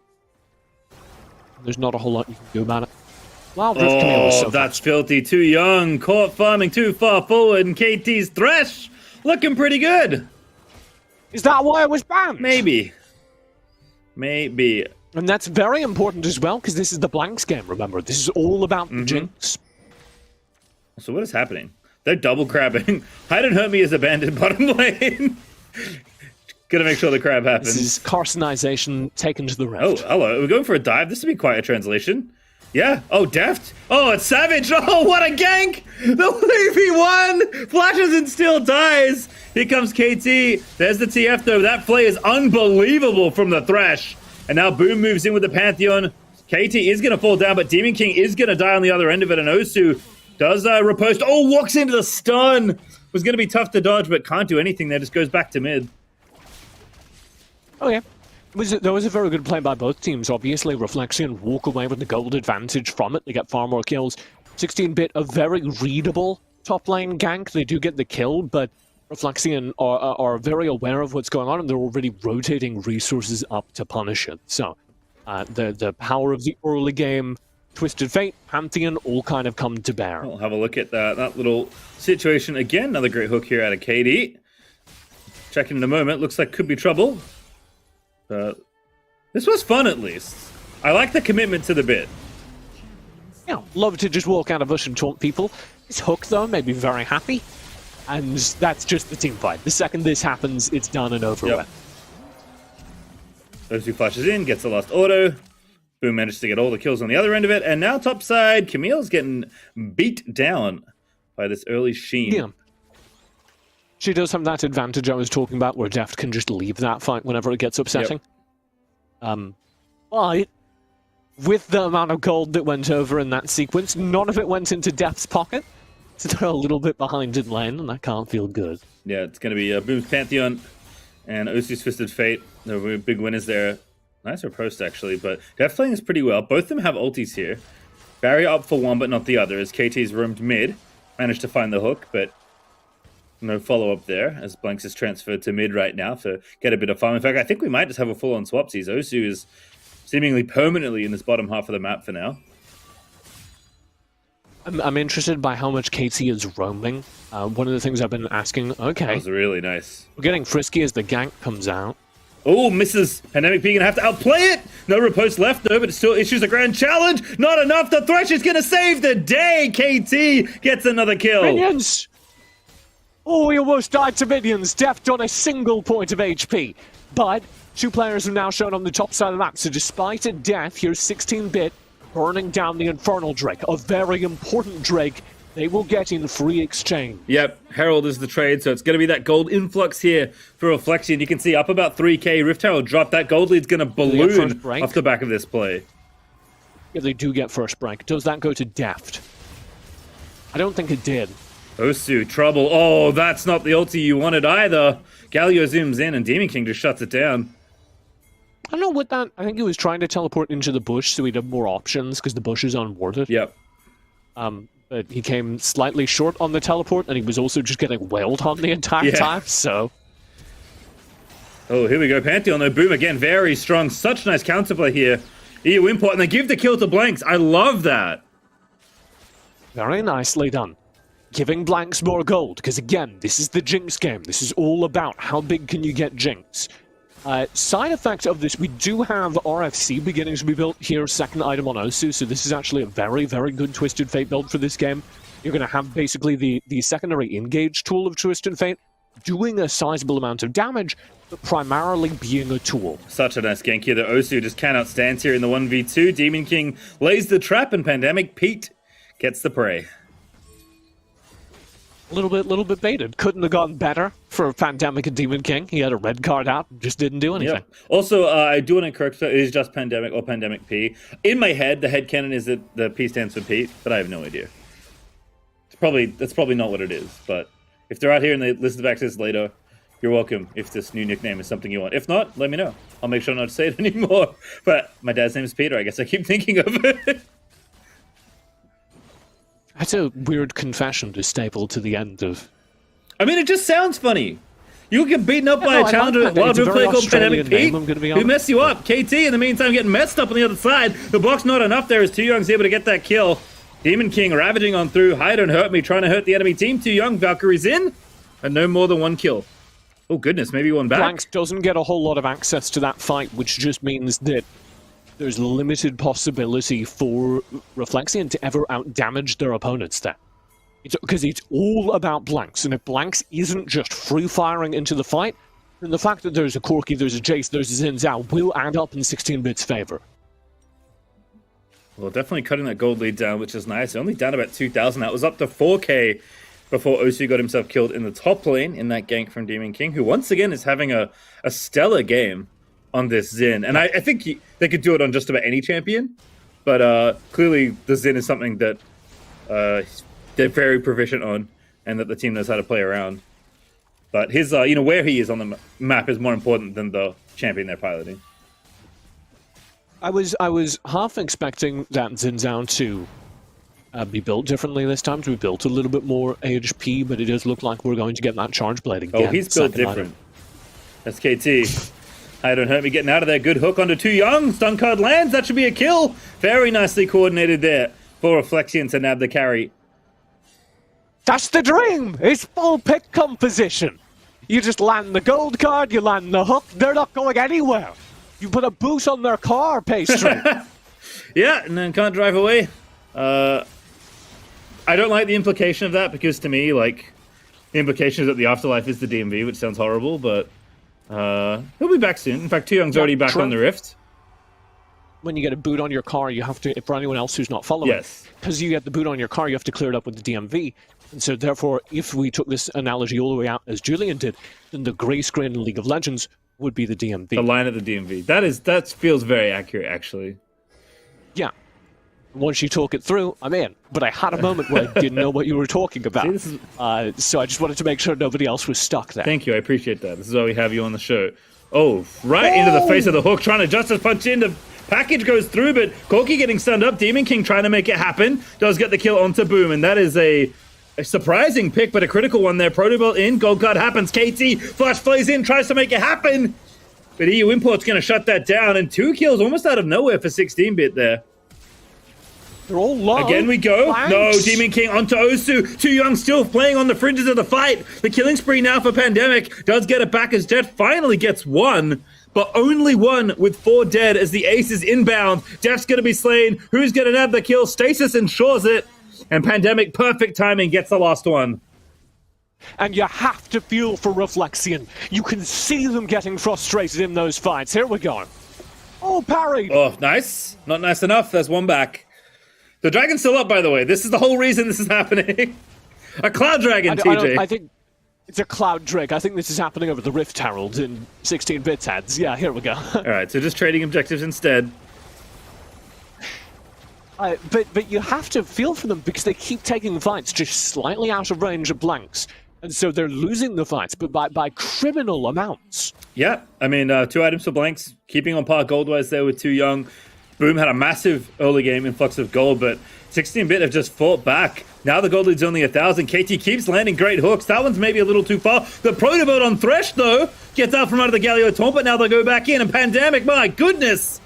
Definitely too far in that one, as Osu's going to get the kill. It was extreme bass fishing right now. Fully engaging. Does he ever not press the button to go in? Can anybody answer this? Oh my goodness, he got the kill with the W at the end. Terrifying stuff. I think, takeaway from this is the same thing. If you are taking fights with blanks in range, you are probably going to win them. If you are taking fights focused around the CC, you're probably going to win them if you're Reflexion. The problems they're having is I don't think they are playing to blanks. And this is hurting his bank account. And it is also strongly hurting their team fights as they keep taking these fights where they are trying to keep up with the high damage of Corki, of Jace, without their own biggest damage dealer. And again, like, I get what you're saying, because I feel like Demi King is just allowed to click on anyone he wants, and given that Xin basically always wants to click on the one carry that he knows he needs to shut out of the game, if you can't peel properly, it's going to be very tough to win these fights. And it's not like there's a lack of damage to try and get through your divers as well, right? Between the Fiora, the high damage of Corki, even this Jace as well. Plenty of disruption, plenty of weight for 16-bit to crawl themselves back into this game. They were woefully behind at one point. And Reflexion, like, this is where if you have a tank frontline, then there's absolutely no answer in the world, right? There's no way they get to the Jinx. But they don't have a tank frontline, and so the Pantheon, the Camille, the even Thresh, who is technically a tank, are just gonna melt in front of a Corki, and Jace especially. So the only way to zone safety for them post-engage is to have enough damage from blanks that they have to back away in order to survive. All right, well, we'll see how teams score up kind of through this mid-game here, because it is very close. 16-bit barely up in gold, but they are up as far as that goes. I will have to say, by the way, KT definitely justifying the priority on Thresh in the draft. Has been excellent so far, but, you know, can only be so good on one champion when you're trying to influence a game like this. And Pandemic and Deft are doing battle, and Pandemic is once again winning. So reinforcements arrive, and Pandemic backs away. Also, Galio has Deadman's Plate, so just zoom in around the rift. If you're playing support in the year 2022 and you're not building Deadman's Plate and Force of Nature, you don't have a soul. You're not having fun playing Wild Rift. I agree. Galio's like run animation is excellent. Look at him go! He's so fast. Down to the bottom He's side. always bouncing as well. Oh my goodness, that was nasty. Flash JP taunt in there. They're just diving the tower. They've just ignored it. Boom. He got one back, but Too Young is just like trying to go through the mayhem as Demon King has been uncorked. Perhaps a little too much there as Boom is not going to die just yet. Pantheon back up. Flash is out there for Pandemic. KT on the hunt. No flash for the Thresh. Osu gets Too Young in the back of it all, though. And Pandemic's going to fall down, but not before getting a kill. There's the Regent. Blanks. Chompers are there. I don't know if you can win this fight. Pandemic just going to chase him down. Thank goodness Blanks is able to save that one. The entire team ran underneath the turret. There weren't any objectives up the Baron, I guess. What was it for? What compelled 16-bit to dive underneath the bottom turret? They saw the angle. They wanted to fight. They probably could have killed the 600 HP turret before they did that. With the Rift Herald already being channeled. You know what? I don't know. I feel like they just got slightly out of order, you know? They just got completely team wiped due to their inability to chill for approximately 2 seconds. You're not wrong. It's a little bit scary. You're not wrong. I think. But I would rather you overreach and then have to peel it back than continually underreach. As a viewer, I am having a great time. Unfortunately, as a commentator, I feel compelled to add that was an incredibly high velocity to lose your entire team. All right, well, you know what? Gold lead's only 1,500 up now for Reflexion. Blanks is, scaling. I don't know. They're going to get the Ocean Drake. Checking Baron there with the Jinx Rocket. Does see players nearby, so as soon as that Ocean Drake's picked up, Reflexion move off of it very quickly. KT again moving up. Protobot's just such a savage item. And I feel like there's something we haven't had a chance to talk about yet, but in fact, we're not going to get a chance now either because we got top side. Galio going in. Camille ulti gets a knock up there, but for the 16-bit trying to kite it out. Demon King gets one. Osu already dead. Blanks though is free firing away. This is what you want. The Jinx now unleashed again, still untouched. And Blanks is just letting it rip here in the fight. But now EU Imports straight on there. The Corky Rocket gets the kill, and that's the fight. It's turned back around for 16-bit Genesis. We're going to get them all here. Oh, a little bit mistimed there, but it doesn't matter. Boom is just going to go just that. As Jace dives in, and that's an ace almost the other way. Neil deGrasse Tyson once said, for every action, there's an equal and opposite reaction. And there we get it. Reflexion full engage in the top lane and spends so many of their cooldowns trying to kill Pandemic. He's able to riposte a terrifying amount of damage. And immediately on the opposite side, the rest of 16-bit Genesis roll up. They were already thinking about the Baron. There were a lot of players in that area, and they're able to step into a 5v5 at a cooldown advantage with several of the players disengaged. Blanks doing a lot of damage now, almost does enough to turn that fight, but he's the only major damage dealer functioning in that way. And if you look at KT's positioning in particular, he's completely separated. There isn't enough support for Blanks to enable them to fully 1v5. And I feel like, even with Osu getting, like, melted, like, barely contributed to that fight, given how quickly Demon King was able to kill him, this game, for Reflexion, is just all about Blanks. And it kind of was going to be that anyway, but we have hit that point. If Blanks lives, they'll win the team fight. If not, it's absolute trouble in paradise there. As Hi Don't Hurt Me gets the taunt, but Blanks is still untouched. Demon King though diving through in onto Osu, but again, can't kill the Jinx. They peel perfectly. Reflexion playing very nicely here as Blanks still letting it rip. Don't have the damage though, but 16-bit have to back away. Deft, beautiful flash. W connects. Stasis not going to last. Now no jungler. Baron on the table. Very well played. That was the perfect positioning they needed. Using the wall as the terrain feature. Oh my. Going in for it. They get the taunt. Can they kill Blanks again? That's all they need, but no, they can't. No one can get to the back line. Def dives too far, but KT finds the hook. And 16-bit lose one in retreat. 1-for-1 trade, just to add on to the end of that sequence. The Baron wasn't on the table because Boom was already dead, and he, of course, is carrying the smite for Reflexion. So that wasn't them throwing away their chance at Baron, that was just them seeing what they could get, and it turns out a 1-for-1 trade is there. But you can definitely see Reflexion have acknowledged what was going wrong in the earlier fights. They're making very conscious adjustments to include Blanks. There you see them not engage until they're able to lantern Blanks into the back half of the team fight. That's what they need to do. All right, well, on the 16-bit side, I think they've shown they know how to navigate these kind of fights, right? Like, I think they have just enough damage and just enough dive to be able to get to Blanks. But Blanks is going Bloodthirster, which is a sign he doesn't trust his team.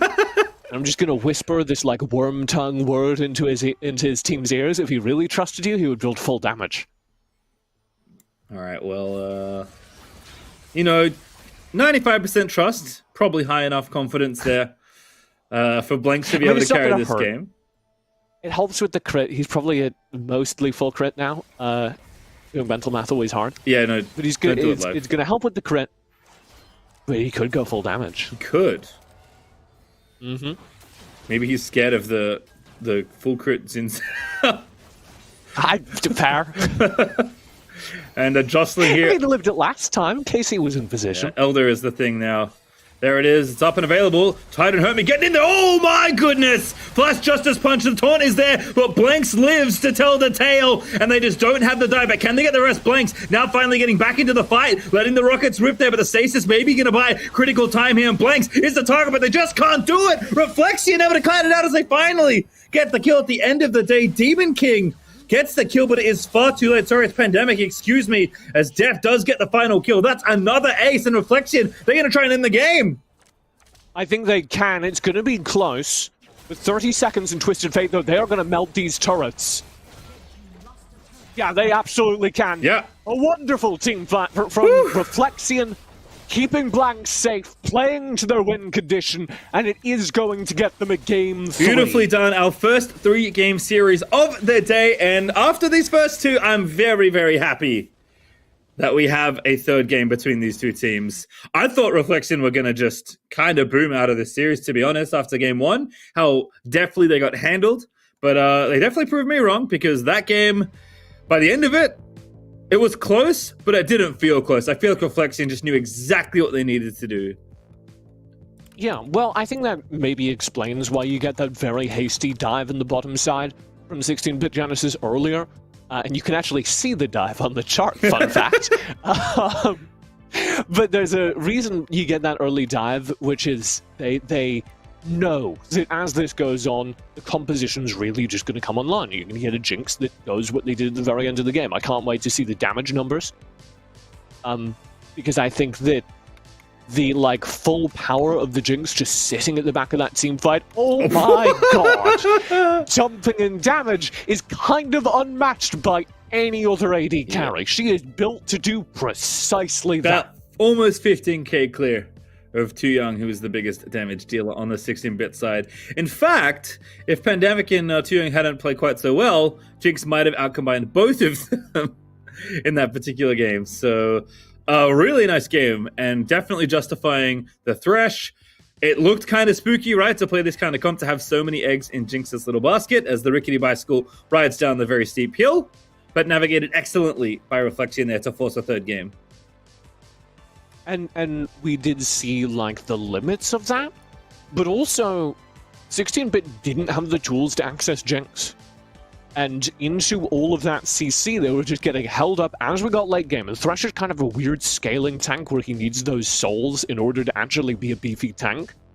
And by the time he gets to the late game, and he actually is quite a beefy tank, there's no way for a Fiora, for a Xin Zhao, who are now falling off in terms of damage, to get past Thresh, Pantheon, Twisted Fate, who have so many CC spells and gain access to the Jinx. Yeah, it's not quite accurate, but it's basically a mix of supports and tanks around this Jinx, and they're not obvious enchanters, nor are they hardcore tanks, but the roles they played effectively combined to be maybe 3.5 enchanters / tanks in order to make sure that Jinx could get the job done.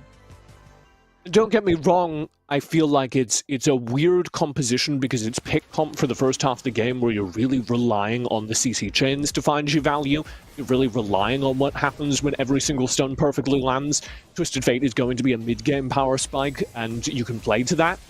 But all the team fights in this mid-game are really scary, I think, for Reflexion, because if they don't land perfect CC, then they lose, and the Jinx just doesn't have enough damage to mitigate that. Yep, and there was not for lack of trying here. Both KT and Hide and Hurt Me were going in all of these team fights, and Demon King again after their old tricks on the Xin once again here. But I feel like Too and Corky could never shoot someone that met enough. KT absolutely took over this mid game here on the Thresh with plenty of support from Twisted Fate and Pantheon. And I was very impressed with Hyder Hermes Galio. The amount of angles he managed to find with Flash, with Justice Punch were very impressive, but when Blanks lives, this is what the team fights look like. And you can see Too Young drifting into the back half of this fight. This was the one where they turned, because there just wasn't a tank online yet. And so Too Young can just melt or burst all these squishy mid-HP characters. Which was the scariest it got. And then they had an experience with the bottom turret that left something to be desired, and after that point, you just don't have the tools to get through Thresh. You don't have the tools to compare to Jinx in the late game. And we'll have a look at the star player for this game, which was perhaps surprising to the viewers. It was actually KT. The support, kind of, the best supporting actor of the Jinx there. So, I bias this way. I really like supports, and I think KT put in a difference-making impact in this game. The amount of CC that they hit meant that there was safe space for the Jinx to operate. The amount of CC they hit meant that we got to a point in the game where the Jinx could operate. But I'm curious as to your reasoning. Are you also support biased? What's going on No, here? I just think not to discredit Blanks because they did play very well, but this is a kind of comp where when things are going well, your team is basically doing most of the hard work for you. You don't really have to hit skill shots. It's not like Varus where you have to move around and constantly weave arrows through. You're just switching into rockets and tapping the auto attack button on the most relevant target. So in some ways, Blanks played very well, but I think the team played around Blanks even better in order to enable the Jinx to have the space that Jinx needs in order to take over those fights. And KT was, I agree with you, a big part of how that worked. Also, when you're going to first pick a Thresh, which is a champion that is not really on the radar as far as top tier absolute power picks, you have to justify that pick, and KT absolutely did. It's a good point. We were very skeptical of the first pick, Thresh. No, sure, no longer skeptical. We're good. We believe. We are converted. Wouldn't race it over the Jace normally, but if you have a player who's that good, then, you know, what's a power ranking? Yeah, it makes... Don't be a slave to power rankings, play to your players. It makes me wonder if Hide and Hurt Me plays it as well, actually. Because I feel like you maybe could have got it on the pass back on blue side if you want to take it. So we'll see what happens. We'll have another draft here. I'm very curious what side we have for the final game here, because I'm struggling to tell which side I think is better for this year. I think it might be blue, because first pick feels very valuable, but... Yeah, yeah, we do have information, 16-bit or blue. I think that the Jinx really scared 16-bit off of a run back, because Jinx does do very well into tanks. But I would tempt them to just run into it, because I suspect if you run that same composition, you gain such an advantage during the early game that Jinx doesn't reliably come online. The game 2 comp? You want to run it back, or the game 1-1? The game 1 composition. Okay. I want to see full tanks, Ziggs, Varus. Could do without the Ziggs, could commit even further, put a Diana in mid just to take all the rush that does come your way. So, I just wanted to give, like, not a star, maybe like a planetary player shout out to Osu. Yep. Because I spent the entirety of the last competitive season spamming Twisted Fate. It was broken, I had a great time. Twisted Fate isn't broken anymore. He's, like, fine, he's still valid, but he's not great. And so that means that in teamfights you need to be very particular about who you target with those gold cards, because if you target the wrong character, you just don't do damage. Twisted Fate isn't the character that can just one-shot a Garen anymore. So you need to walk up to the teamfight, figure out who's in range, weave a gold card through to hit a star carry, get out again. And he was doing that over and over again. He was finding Corki, he was finding the key characters, the Jace, in the middle of these messy scrums, and that gave a huge advantage in terms of raw DPS output to a struggling mid-game composition. So I have a question for you then, moving into this third game, because I agree. I think obviously the game 1 comp looked fantastic. Like, I almost wrote off the series, given how clean and dominant that execution of that comp looked. If you cannot get Varus in particular, are there other carries you can do it with? Because that was the problem in the last game, is they didn't have Ziggs and didn't have Varus because they were both banned. Yeah, I think you can put Ziggs there. The other thing that we see Chinese teams run that style of composition with is Senna. Okay. Which you'll be delighted by.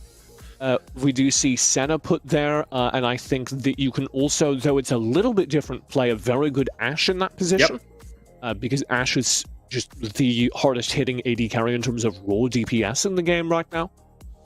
So you can bring her online and then use that global arrow to kind of compensate for her lack of range, because you have the big CC to start fights, and that gives her a little more safety to walk up and just dump damage in. Okay, so if Varus is maybe the premier, we have other options if you want to run the tanks plus backline comp back again. Yeah.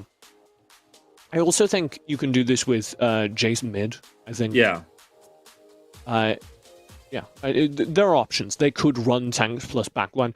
We saw a Brazilian team in Wild Tour called B4 Esports run a composition that was Galio, Malphite, Alistair, Lee Sin plus Orianna. That's the full tank composition with Orianna as the backline carry. And the adjustment they've made is that every player there is a ball carrier that can get the shockwave in. And so they were just fully engaging every single team. All right, I like it. So you could do something like that as well. All right, well, this is a very interesting start to the draft. Reflexion deciding that banning Varus and Ziggs was the way to go to basically dismantle the game 1 comp that 16-bit played. Set, obviously, going to be the extra ban you kind of get there. Oh, we get the answer!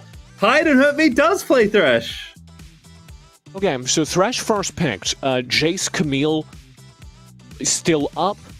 I would expect those to be the 1-2 here for Reflexion. You can just get 2 of the most powerful characters in the game. Only Jace, unfortunately. Camille is banned alongside Olaf and Morgana.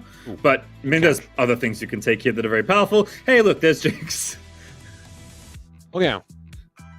If I'm in this game, Julian, I mad scramble for tanks on both these compositions. Yep. And there's not that many. Yeah, you're looking, I think, like a Braum is very powerful for 16-bit right here. I'm normally much more of an advocate of, like, Garen picking here, but I think a Braum is very powerful. They do have a Thresh, though, so they can't pick that. Yeah, Reflexion could if they want to pair that with the Jinx. Oh, goodness, we're going the other way. Yeah. Well, and where I was going is I tried to put this together in my head while talking out loud, which was very dangerous. If you can't get the tanks, if you can't full load on tanks, the other thing you can do is you can go full offense. You can say, okay, you have a Jinx, that's your entire game plan, we're going to kill the Jinx every single team fight. And they go Jax, they go Zed. Counterpick here for Reflexion, they don't want to see the Lulu-Jax combo, so they draft away the Lulu. I actually think that's a mistake. I'm not a huge fan of Lulu in current meta, and I think that the Lulu is going to struggle to give Jinx safety in lane. And that's actually going to be very dangerous for the first opening couple of minutes of the game. So 16-bit, get yourself some early game threat now in the AD carry role so that you can get onto the Jinx and lane bully her in the opening couple of seconds. You could do that with a Senna, though Senna isn't early game threat. She does do well at lane bullying this style of composition, and she will match the scaling of the Jinx into the lane. So my question then, on the flip side of this, is if Lulu is not good in the early stages of the game, is Lulu good enough insurance in the mid game that she's worth drafting here? I don't like Lulu. Okay, so no. No. But if you do get into the late game where your entire game plan is Jinx, and the Jinx is decently sized and the Lulu ults her, that sure does rule. That sure is pretty good. So I don't really like Lulu. I think she loses lane. All right, well, we'll see how that happens, because Kha'Zix, Fiora, Brand, and Vayne are the final 4 bans that on both teams. So we'll see how Reflexion want to add to this composition. They have basically a topside champion and their bottom lane finished. Worked it out. I flex Jax to top lane, and I draft Lee Sin, Pantheon, Xin Zhao for Demon King right here. Okay, so there's Orianna. Definitely Reflexion sticking to the kind of protect the Jinx style here. I'm a little worried for them without a solid frontliner, but we'll see what their final pick is, I suppose. They have nothing right now that can stop the Zed, is my main worry. Zed loses to Orianna in the early phase. Oh my. Zed loses to Orianna in the early phase. It's a little bit scary, but once you get out, once he has like buttons he can push, then there's nothing they can do to stop Zed from just full engaging. All right, so this is kind of the the midway situation again, which is kind of fast becoming the NA special. So this is Malphite support. No, Malphite top. Yes. Okay, I've worked Jack it Jungle, out. Zed Sorry, mid. WRL China's cooked my brain. Where you only ever see Malphite support. I mean, I love Malphite mid, but I'm a degenerate. Yeah, that was the other thing that was popping into my head, and I never considered that you could just play him top lane. And interesting, the Xin Zhao taken on the opposite side. So there's a better tank frontline over on the 16-bit Genesis side, but that's not what they need. They actually need early game advantage, and they need to pour that early game advantage into the Zed and the Jax. And I don't actually think they have the tools to do that, which is a little bit worrying. I'm not a game over and draft kind of guy. I don't think that either of these drafts is an insta-win, but I do think 16-bit are going to have trouble activating the Zed early, which has to be a main goal for them, getting an early lead and getting it onto Zed. And Reflexion don't have the tanks to keep their backline safe. The Lulu ult will save one person, but if the Zed gets out, if the Zed succeeds in early game, they have multiple targets. Yeah, I mean, I actually like the Malphite a lot. It's kind of like a halfway point of well, we have a diver, but we also have a tank, because if we can out frontline you and your Jinx can hit like a full armor Malphite the whole time, we're feeling pretty safe. I guess the Corki, kind of to your point, was the thing that I'm not as high on. I think Corki is much more of a scaling pick, and I wanted more early game in the 2v2. Don't think that, I don't know, I don't hate Malphite, but he's just kind of a rock, you know? I mean, he's definitely a rock. He doesn't do very much. He's not very good defensively. He just kind of sits there and takes hits. Click the button on them. It's so fun. True. Factual. It's so fun. Accurate. Just click on him. All right. Man, I imagine if Yasuo was farming bot, then we'd be talking. Although they maybe wanted AP as well, so I get why the Corki's in here. Enough of our nonsense, I suppose, though. We'll see what happens here in game number 3. I think the other thing was they were taking the Malphite away from the Orianna. Right. That's the other consideration happening. Oh, was Diana up? I don't know where you put her, but she would have been so good here. Anyway, again, off topic. We'll get back on. As Hido hurt me, getting aggressive nice and early here. It's going to be rough, even in this 2v2, right? Corki a bit more scaling. Thresh is just so dominant. And Lulu is just not picked for lane, basically. I think that's an easy way to distill it down. Yeah. I think that's going to be a very rough lane for the first couple of levels. I don't know if Corki is the character you need to punish that, though. I would have liked to see either the Senna, so you can match the scaling, or something with early game damage. Ezreal's one of my favorites for that role. Lucian could have also done it. Oh yeah, did see a Lucian ban actually in this series, so it's likely on the table here as Jace and Malphite are doing battle. Zed not having the best time in the early levels, but that's kind of just Zed in general. You basically get pushed in and then you do stuff later. And kind of to your point, you need to get ahead early on the Zed, and you mostly do that by getting out of your lane, right? Yeah, especially versus Orianna, who's just kind of miserable to play against in lane as early level Zed. It's just kind of a nightmare, because you don't have the tools to poke at the Orianna, so she just auto-attacks you with Conqueror and laughs. I thought the Chompers were going to connect there, but KT flashes anyway and burns the exhaust. There we go. And this is double bullying, because the other character that doesn't activate early, Jax. Yep. So Reflexion just pressing their advantage, using the fact that Xin Zhao's so scary early to get as far ahead as possible, knowing that both Zed and Jax can't do anything for the opening minutes of this game. And you can see already some bases happening there. Boom. With the Stinger already done, EU import Phage plus Ruby Crystal is going to be going Black Cleaver first. Makes sense. Need some durability here. Got to wade through a lot of stuff to get to the back line. Yeah, I'm also very aware of the fact that this bottom lane is losing, though. Like, Blanks is already 100 gold behind just because of the shove, and she has wave advantage right now. So this Jinx is actually quite badly behind, but I don't know what metric you need to hit to make the composition not work. And I don't even know if that's a metric you can hit, because Jinx will always eventually be a carry threat, right. You know? Hide Don't Hurt Me, by the way, on the other is hand, ready. if we go to a late game, if we go to that eventuality, then Jax and Zed inevitably come online as well. Yep, it's going to be interesting, as Hide Don't Hurt Me is looking pretty menacing. Has the Proto Belt already done? Boom's moving in there. Too Young gets out of it, though. There is Jax in reserve, but they've decided they're not even going to pull in for the 3v3. Just going to let Demon King keep farming.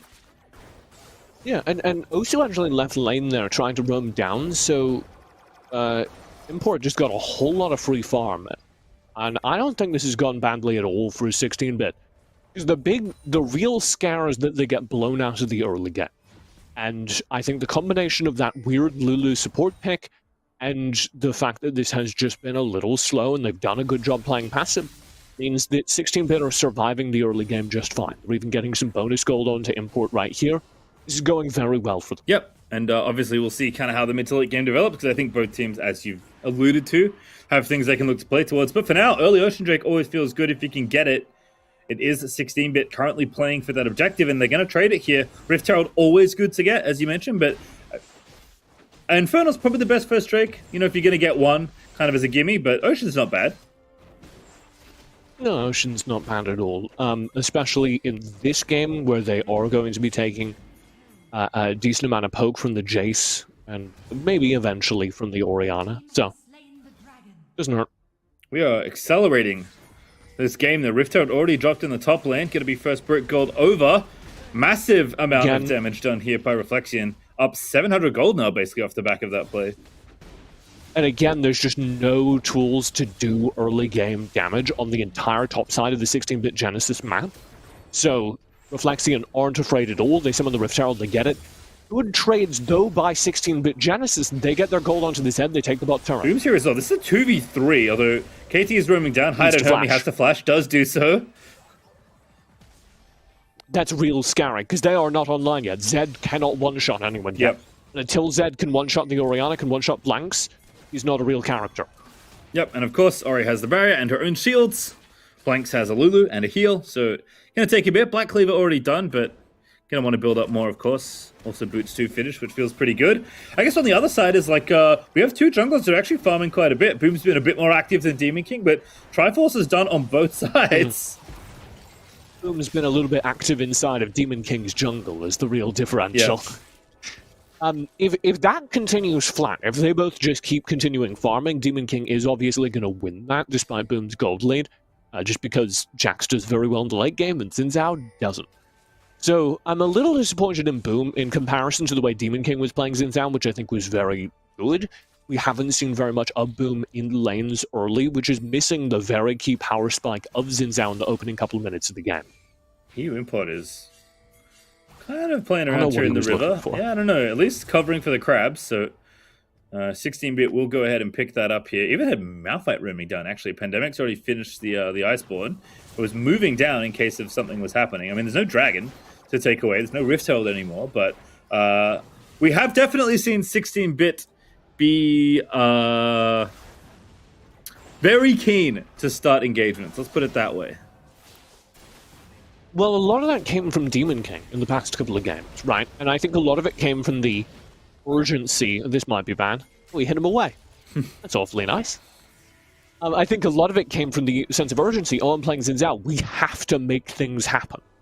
Demon King this time round is quite content to rumba up the entire jungle and then play late game. And, Malphite can get involved. Always wants to use the ulti if you can.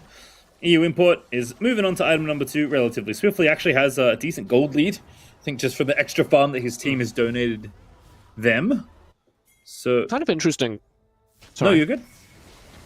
I just wanted to note that, like, recently they delayed the respawn of jungle camps, which was in an effort to make it, like, more deliberate when you clear jungle. You have to, like, think about where you're going.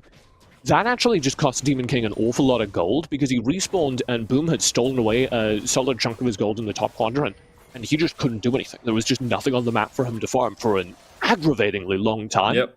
Previously, that wouldn't have been as punishing. Right. And, if you cast your mind back to Horizon Cup, where we saw kind of Jack's jungle, I think, become a very strong pick, it was for that reason. You could just cycle camps like you're on a stationary bicycle.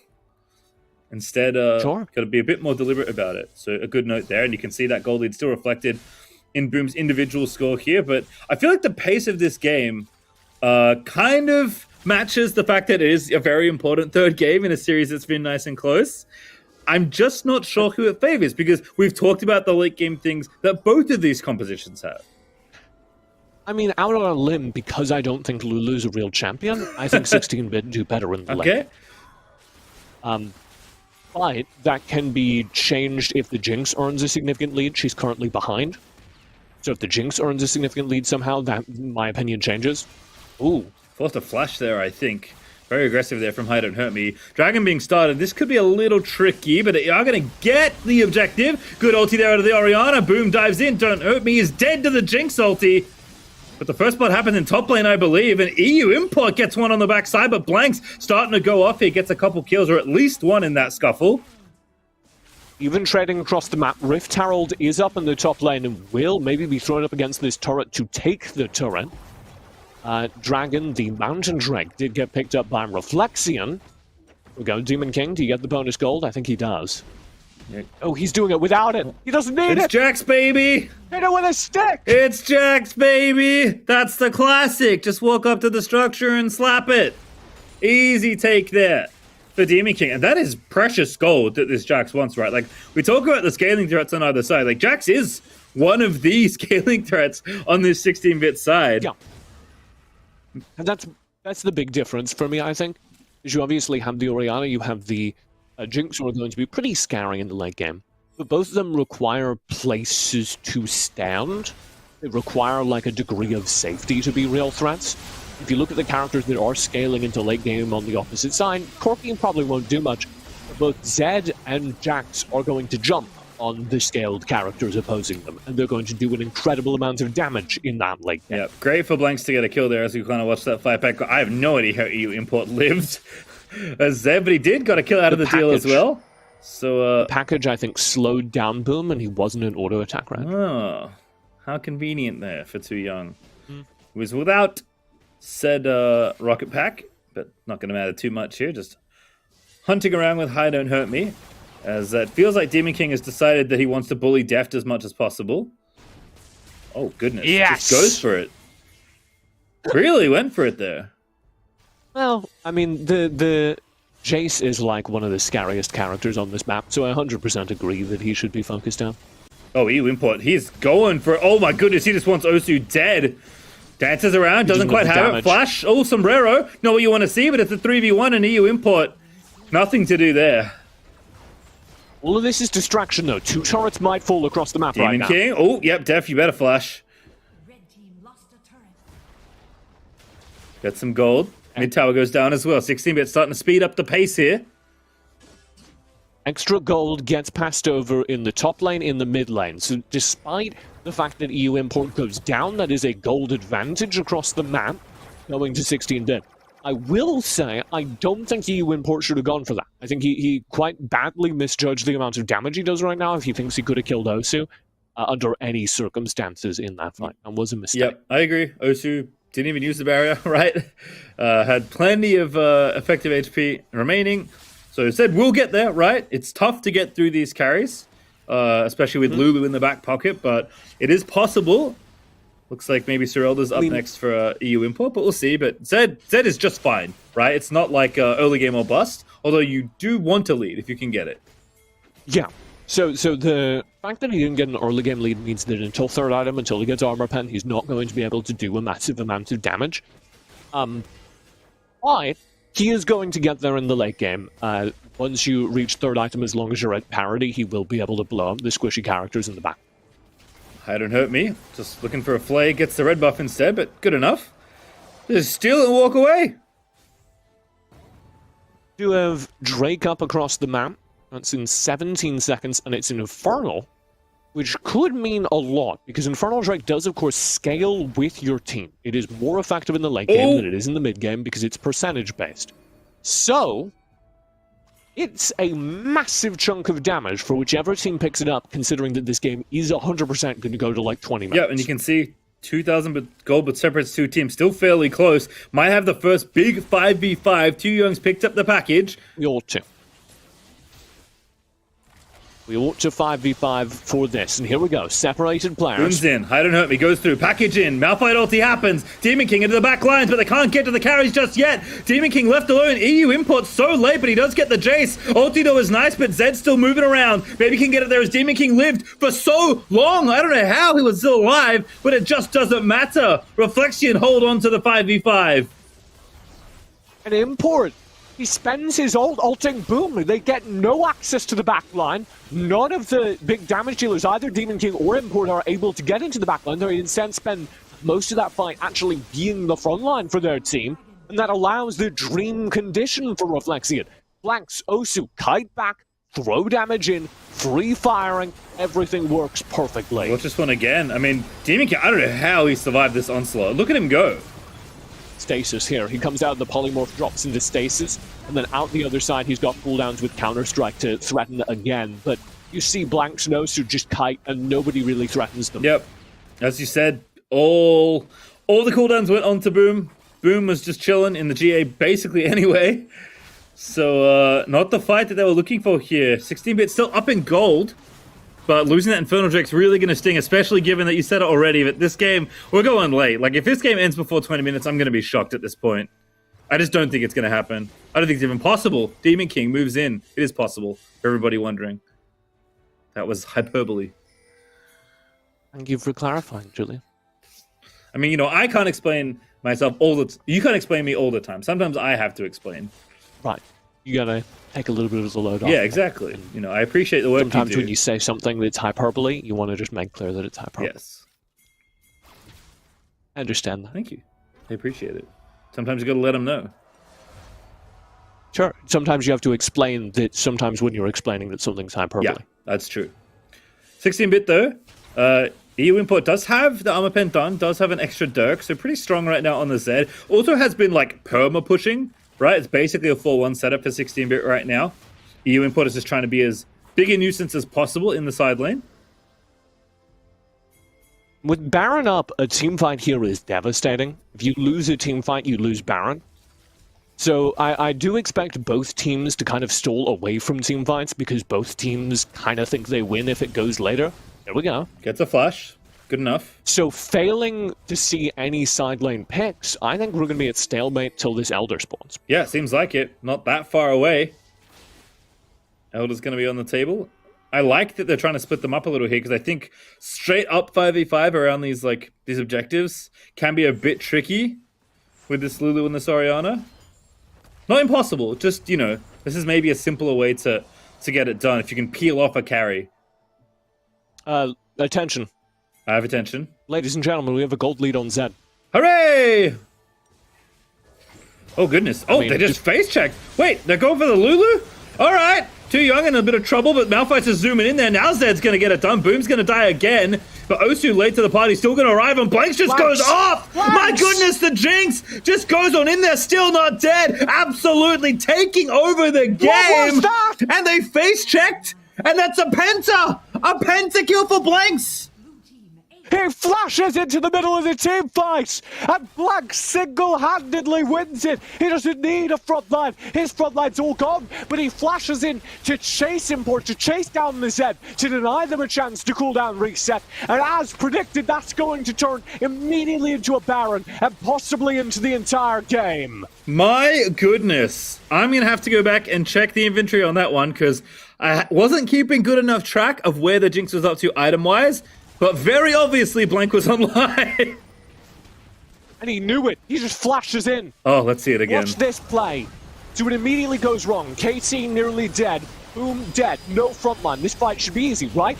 Blank gets wild growths, ults, and then just flashes after the people that were causing him so much damage. There's no space to reset, and that means the game's over. And you can see what those supports do, right? It's 1.5 enchanters here between the Lulu and the Orianna for Reflexion, and 4 item Jinx now.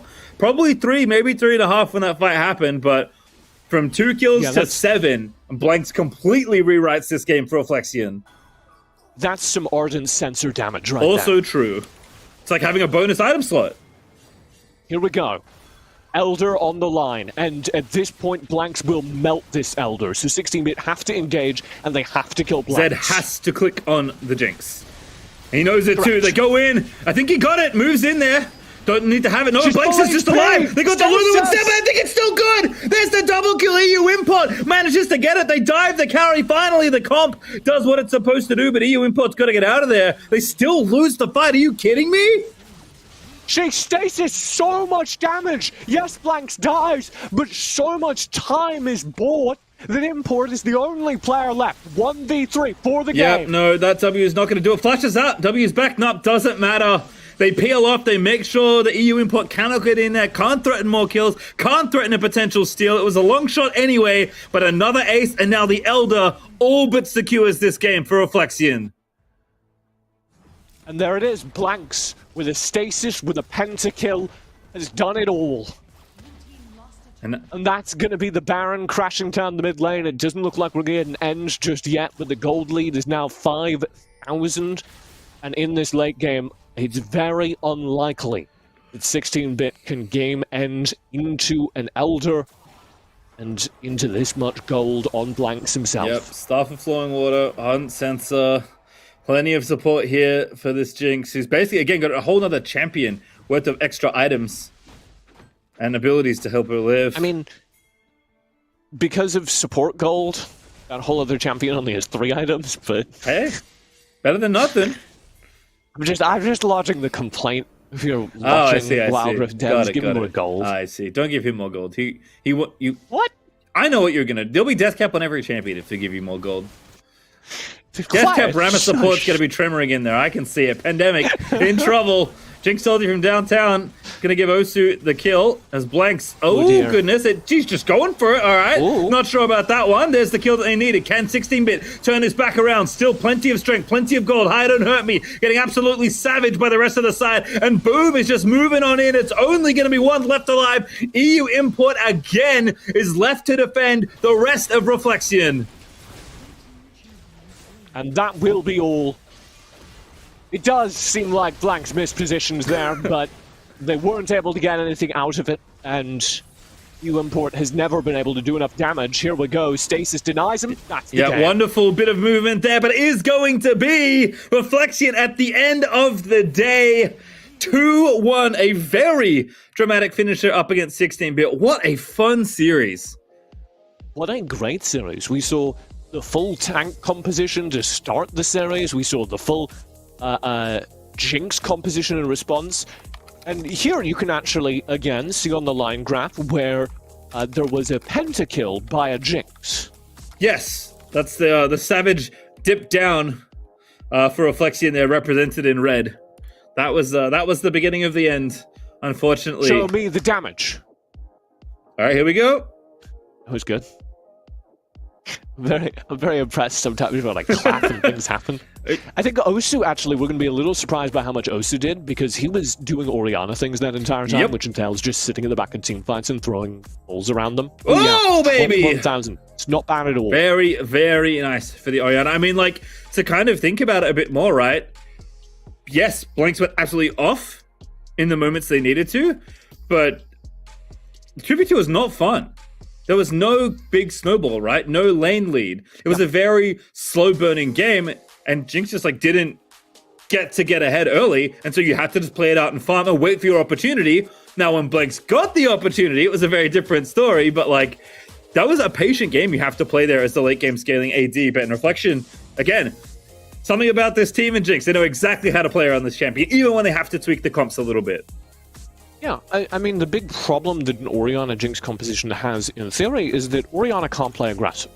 Orianna needs a front line in front of her, and she needs to sit at the back of the team fight and throw the ball out, call it back in, throw the ball out, call it back in. That's all she can really do. So you need somebody else who can chase down these kills, and I was a little worried they didn't have that until I saw the mid-game team fight where Blanks flashed forward and got a pentakill. And at that point, I understood that even though they didn't really have the composition to chase down the kills without it, they would be just fine. Yep, definitely saw the angle there. Jinx ulti basically got someone low enough that Blanks felt they could flash in and make the play, and then they made the play. Let's watch some highlights of this game again. I will say, I kind of said it in the last game, Osu, another excellent performance here. Kind of making sure that everything was in line for Reflexion. On the flip side, I don't think we ever saw a 5v5 teamfight that made sense on the opposite side. Right. Because there wasn't a solid front line for 16-bit Genesis to play behind. The Malphite was never able to soak damage, was never able to deal very much. And that means that, what are you doing? Well, you're trying to run in with the Jax as your front line, and then the Jax just gets CC'd. He needs a flank to really be effective. The Zed can't find access, needing to defend. So many of those ultimates are spent trying to keep his own carries alive, ulting onto Boom, for instance. Just a very messy setup, to be honest. 16-bit Genesis played the best they could with it, but here it is. Oh, just so nice. And then just keeps going. It's like, knows what's up. Demon King's low, knows that Orianna's there for the shields, and I mean, what's Thresh gonna do at that point? The answer is nothing. Gift the Penta over to the now godlike Jinxes. We watch it again here. I mean, you have to fight, but you just can't, even with this happening. Yeah, look at that stasis. That stasis eats up so much damage. And then you get to the other side of it, and Osu's still pumping out damage. Deft, in the meantime, has been doing all right. Like, the rest of the team is no slouch. They're doing a fair amount of damage. It's not just the full Jinx show in Game 3, and they didn't have the tools to deal with that. Yeah, and like, I think Zed's extremely good as a champion in Wild Rift. I do hear people say, like, oh, Stasis is so good against Zed, which is true, and he kind of saw some of that there. I don't think that invalidates the pick at all, but it definitely makes your life more difficult, as we kind of saw there, and Blanks navigated very well. As we do have a look at our star player, which was Blanks. In a healthy team composition, if Blanks has to hit Stasis, you win the fight. Right. Because Blanks isn't doing damage for the entire fight. So it's still worth it, for the same reason we were talking about with Camille. Yeah, ideally the Zed gets the kill, but worst case, if Zed ults in and Blanks has to hit Stasis, then he's not doing damage for the entirety of the teamfight and you win. But we saw there they weren't able to turn the fight, even when Blanks went into Stasis, because Osu was doing damage, because they had additional threats from the Jace around the side. We did give Blanks star player, though, because they earned it, and because they flashed forward and got a pentakill, and you can't not give somebody a star player when they get I mean, there were effectively 2 fights that determined that entire game, and Blanks showed off in both of them, right? Both offensively in the first one and then defensively in the second one. So, yeah, you get a penta. Obviously, you know, maybe there's some bias ticking around there, but I mean, absolutely deserved it. Although, again, I will have to say, Osu, very impressive. And, like, if this is the way you want to play your Jinx comps without like as much dedicated frontline necessarily, being a bit more brawly, a bit more damage focused, you have to have something like Ori play really well because you're both a secondary character and a supportive pick to enable the Jinx as well. And Osu played fantastic all series long, to be honest, but this game especially may have been their best, which given their TF performance is quite a tall ask. I do feel like we kind of robbed KT in the last one as well, so got to give it to Blanks. Yeah, we robbed it for KT, so this time there was no Thresh hitting sick hooks. We focused entirely on Blanks. All right, we'll have a look now at our groups, where we're up to. I can tell you what our next match is going to be as well to end out the day. Here we are, as you can see. No more ego, feeling good there with 2 wins on the board. Reflexion also pretty good at 16-bit Genesis, 4-1-1. And we will see their game against Gods of War, TJ, to round out our day. So this is actually a very important game because Reflexion are all the way through. They've qualified to tomorrow. The winner of this next game between 16-bit Genesis and Gods of War does go to tomorrow, does go to the next phase. The loser is out of the first major. Like, they have no path to qualification after this. Right. So it's very important. This is the real last chance for both 16-bit Genesis and Gods of War. They'll have a bit of a reset period, but 16-bit Genesis have to come back and win, or their major hopes are gone. Yep, we'll have a look at the other groups now as well, just to check in on where they're going, because obviously there's more than the games they're showing on stream happening. Never Heard, feeling good, qualifying through to tomorrow's with 2-0, and Suzuka GG feeling the same way as Mulder actually fell to 1-1. Tilt City Banditos, I saw their shout out on Twitter. Thank you, I appreciate it. At 1-1, so going to be playing as well to qualify for tomorrow. It should be fun. Again, 8 teams through to tomorrow, 4 teams from those 8 through after that. We'll bring you all that tomorrow as well, which should be extra fun. But anytime there's like big stakes for this kind of thing, right? When you're looking to qualify for these big major tournaments, it's always a blast. So even though we don't get to see all of the games, going to be very excited to see this next series, especially given how 16-bit played, right? Like, they showed us the Garen. Yeah. I'm curious if they have anything more. And even just when they didn't get that comp and didn't put it together, still very impressive despite the 2 losses to round out this best of 3. Yeah, I think I liked what they showed. I liked the awareness they showed with their drafts. There have been some teams in these open qualifiers who have been like, this isn't a team yet. These players aren't playing towards a coordinated goal. That is not the case for 16-bit Genesis. So it would be a shame if we didn't see them. And I also want to shout out Suzaku, who were the expected. They're like one of those teams that should be angling for those final 4 major slots. And they do manage to get themselves in there. They will be playing tomorrow. All right, well, an absolute blast so far. But we still have more action. It's Gods of War versus 16-bit Genesis coming up after this break.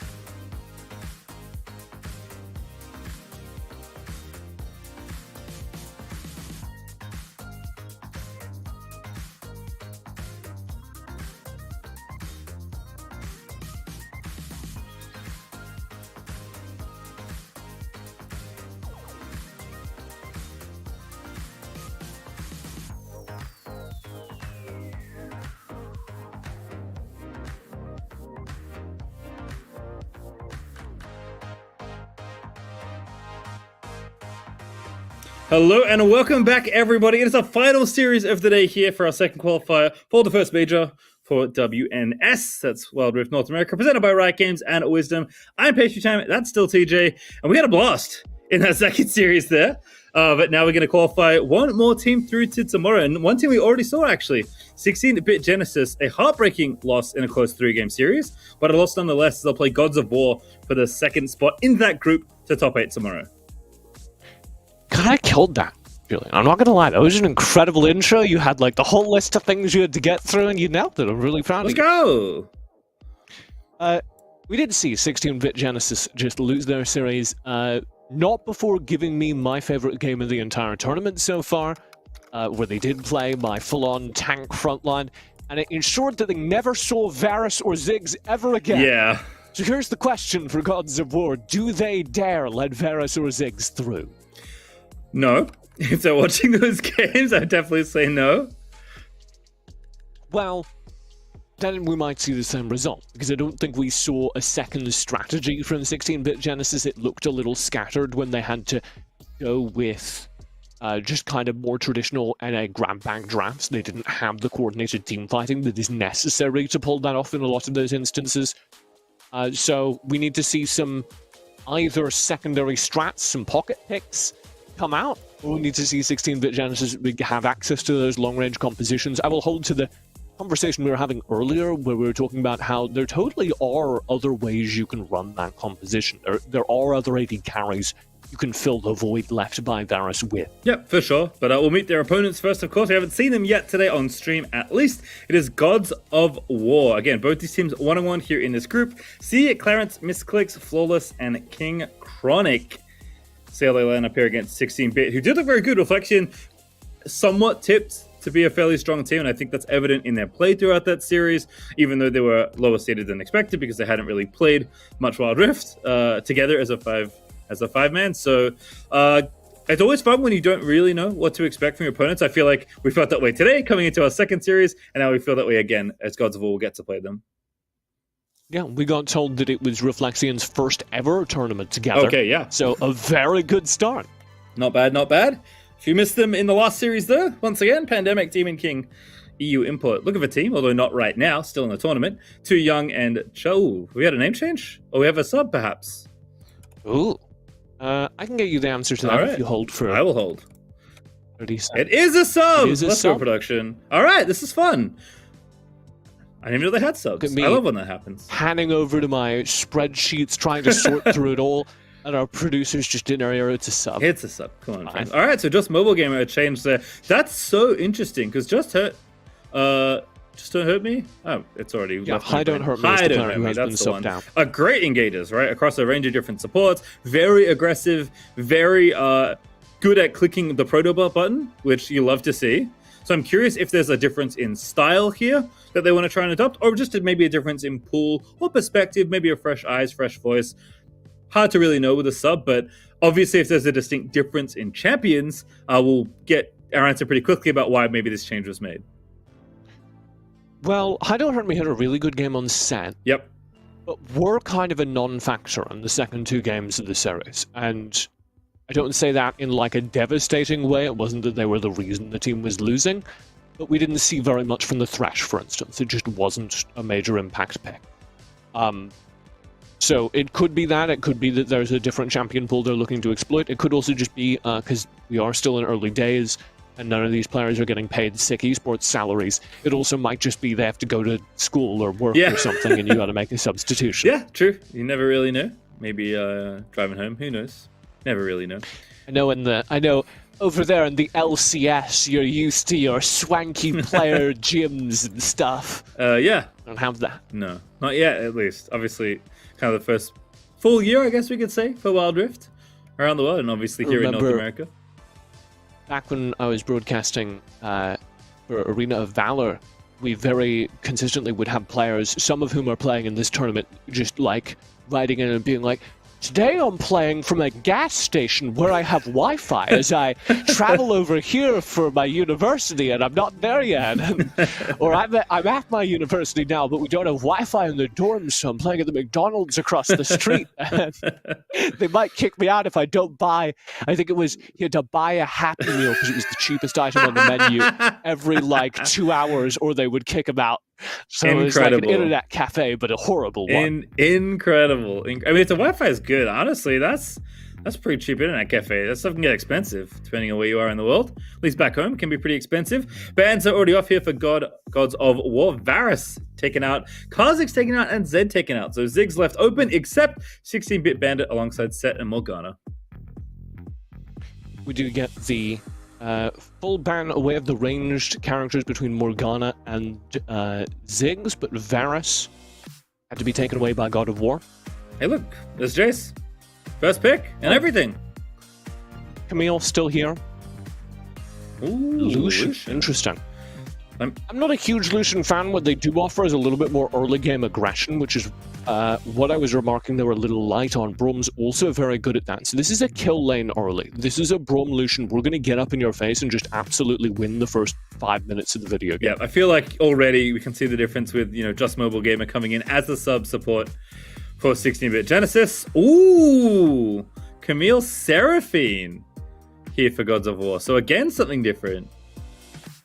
Yeah, the Seraphine will have ranged poke, but is incredibly vulnerable to kind of exactly the composition that's been drafted. Seraphine in lane has a horrible time up against Braum. So if this is a mid Seraphine, then it's going to be murdered by the Lee Sin. If this is a support Seraphine, it's going to be murdered by the pressure from Braum Lucian. So I actually really don't like this Seraphine lock-in. I've seen quite a lot of Seraphine in my games recently. She's kind of a menace, but you're right. If you can get to her, she doesn't really do anything. If you can't get to her, it is a miserable experience. But more often than not, I feel like in the current landscape, killing Seraphine is often pretty straightforward. So have to see wherever it ends up and just how fragile it is in the hands of what 16-bit are offering here. Also, Braum cancels Seraphine ult. And is the only character that can do that. Yasuo? So, you're right, also Yasuo. But I try and ignore the existence of Yasuo as much as possible. But I really feel like this is a misdraft picking Seraphine directly into Braum, considering how hard that counter is. Yeah, maybe. Also, love this change for Demon King. Lee Sin, not something we saw, even though I think we asked for it at some points in the last series. Obviously does play the pick. Xin looked great, but Lee Sin, I feel like has... given the energy we saw from Demon King on the likes of Xin, I feel like Lee Sin is right in there as far as the way they want to play. It is going to be. We have absolutely put our foot in it though, because if this Seraphine pops off now, you can come for me. I give you full permission. It is going to be kind of a very overloaded lightweight composition so far for Gods of War, so I think they need to go a little bit tankier in the second half. And those tanks are being competed for. 16-bit, drafting the Diana I love, getting that defensive mid laner. Ooh, this is Seraphine mid. Okay. This fortune picked up there. We'll see what the last pick is. I just want to say, by the way, I don't know if necessarily you want to do this, but it's definitely a Yasuo angle for 16-bit as far as the composition goes. So if they want to play double walls, really make Seraphine and Miss Fortune's life hell, trying to get the ulti off, it is possible. But you're right, Seraphine mid, Camille, I guess Jace jungle, maybe Camille jungle. I think they're both fine. I think I'd prefer Camille, but you can do what you want, I guess. Yeah, when you lock in the Misfortune, it has to be Seraphine mid, I think, because I suppose you could run the Seraphine Misfortune lane, but that just seems miserable into the Braum. It's also, sorry, I'm getting distracted by the fact that Braum also does quite well into Misfortune. So there's some big Braum disrespect happening here on Gods of War. They really do not respect what the door can do in terms of just denying the ultimates of 2 of these characters, in terms of blocking the vast majority of skill shots from 3 of these characters. I think that's going to be, I guess, an important test for just Mobile Gamer. If he's unable to step ahead with the Braum, then that's not a compositional failure. Yeah, but if this sub is in part to unlock this pick specifically, and it absolutely slaps this game, it's going to be a genius move out of 16-bit, because even against the melee champs, right, the dive, Leona, Jace, even in hammer form, because he kind of needs to use it to really maximize his output as a champion, and of course Camille. Like Braum just stuffs so much of what Gods of War want to do. And it's not like there's, not other stuff going on for 16-bit. Like, we have Diana Wukong, let's go dive into the backline. It's a great time. How's MF ever ulting? That's the other side of it, is they have so many tools to get onto the Misfortune and the Leona, and the Seraphine. They have so many tools to get onto these very slow move speed characters, and I don't think the Leona can significantly stop any of them, because Wukong can always ditch a clone and avoid Leona. It has higher move speed than the Leona. The Lee Sin is going to be able to just one-hit delete Seraphine in the early game. And Diana is a very good character into this match because she has defensive ults. She can use those shields to keep herself alive. So I know I said earlier that I'm not a person who believes in shouting draft difference. I'm not a person who believes in calling games in draft. But Julian, this is about as close as I'll ever get. I think this is a pretty devastatingly bad draft for Gods of War. And we'll see how it plays out, of course. Looks like Import is going to have to just chill out. But already, we're at it! Oh, my goodness, Ignite. I think you're dead. One more? Yeah, there it is. First blood. Level 1. Easy peasy.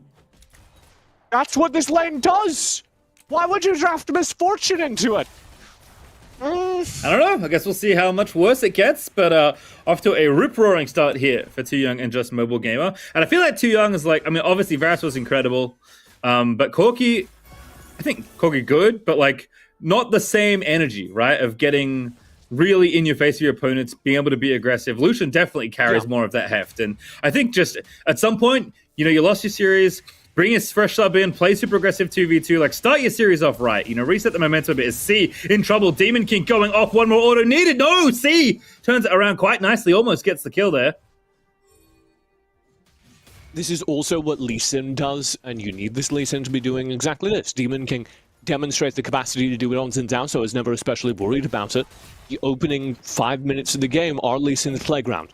If Lee Sin isn't in lanes ganking, you are misusing the potential of that character. Clarence is the jungler, by the way, but now going to get assaulted on by the rest of the squad. Leona finds it, but here's the 3v3. Flawless so late to this. Import is going to come in early as well, but now the rest of the Seraphine is going to reinforce, and King Chronic's just left for dead. Misclips can't do anything, is forced to flash out of the way there.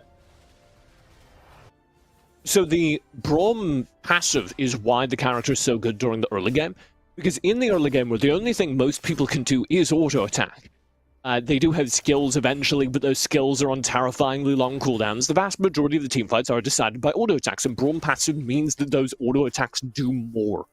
Additionally, people don't notice that, but Winter's Bite, his first ability, does a wild amount of damage.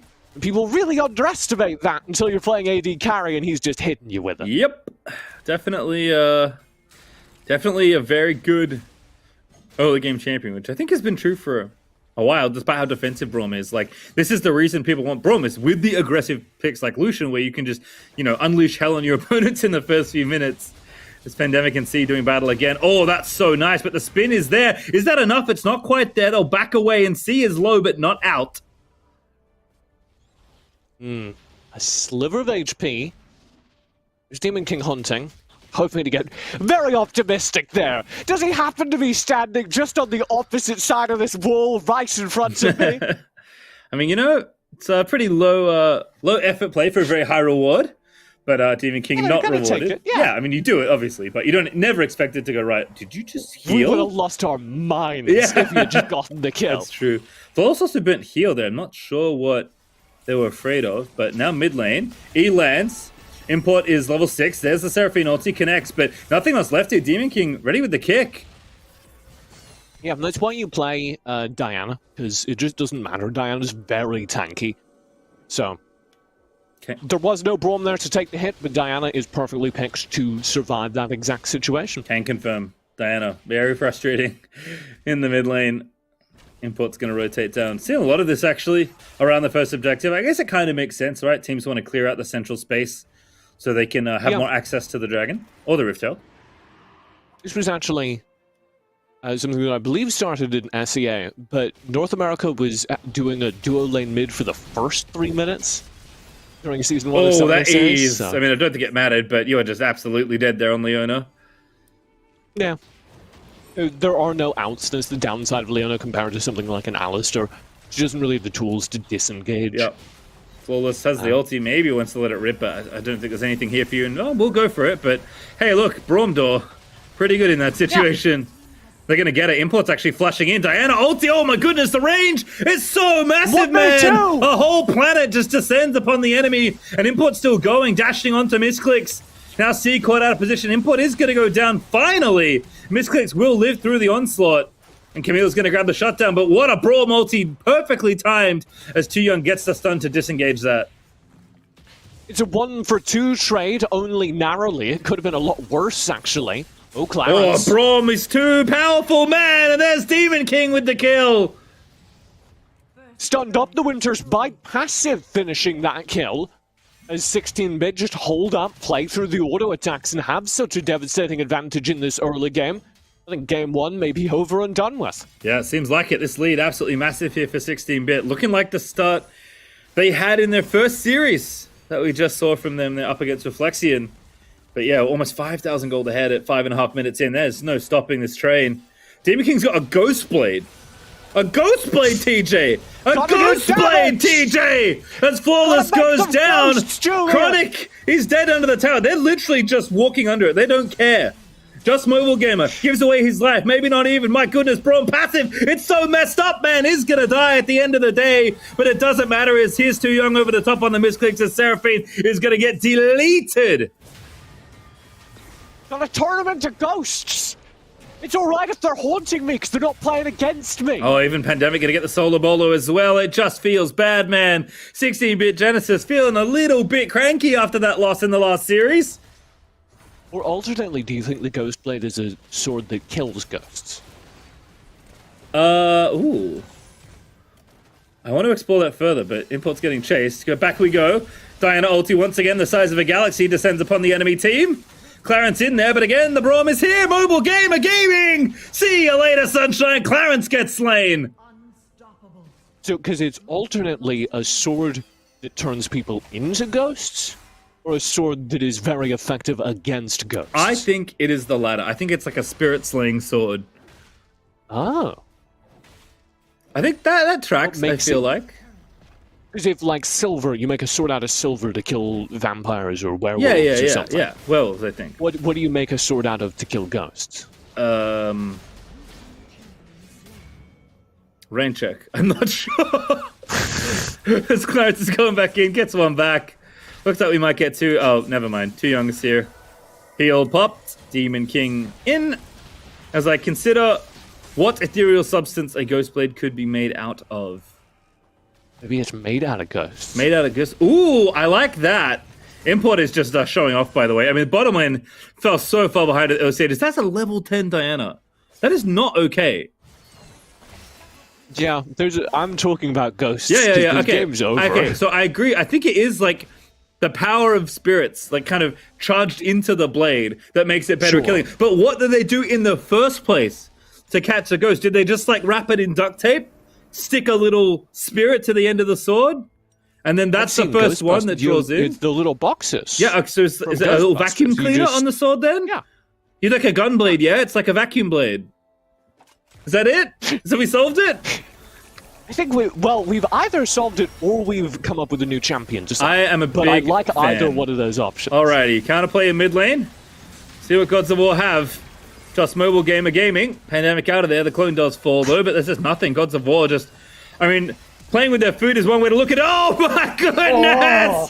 Diana ulti just taking him out. It's absolute carnage. You said it already, but we're under 10 minutes into this game as Demon King barely misses a skill shot. And this game, I mean, it's over. It's not over, but it's over.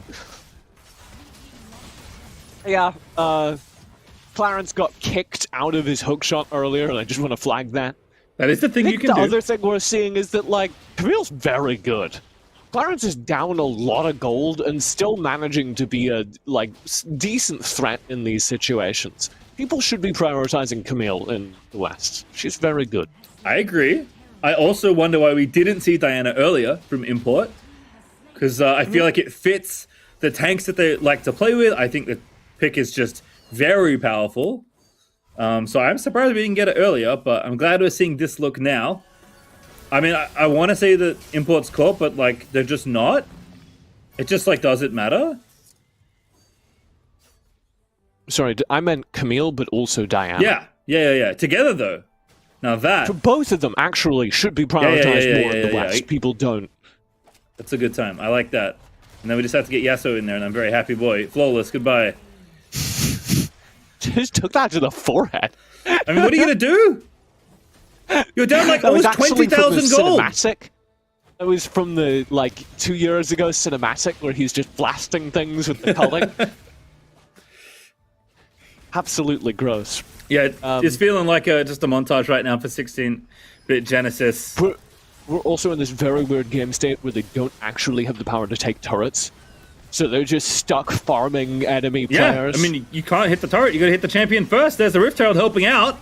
Pandemic dives in there, grabs himself a double. Braum not in the area to block the ulti, but it doesn't matter! Diana just gets on in there. Demon King aces the enemy team, and 16-bit are gonna walk the Herald towards the enemy nexus.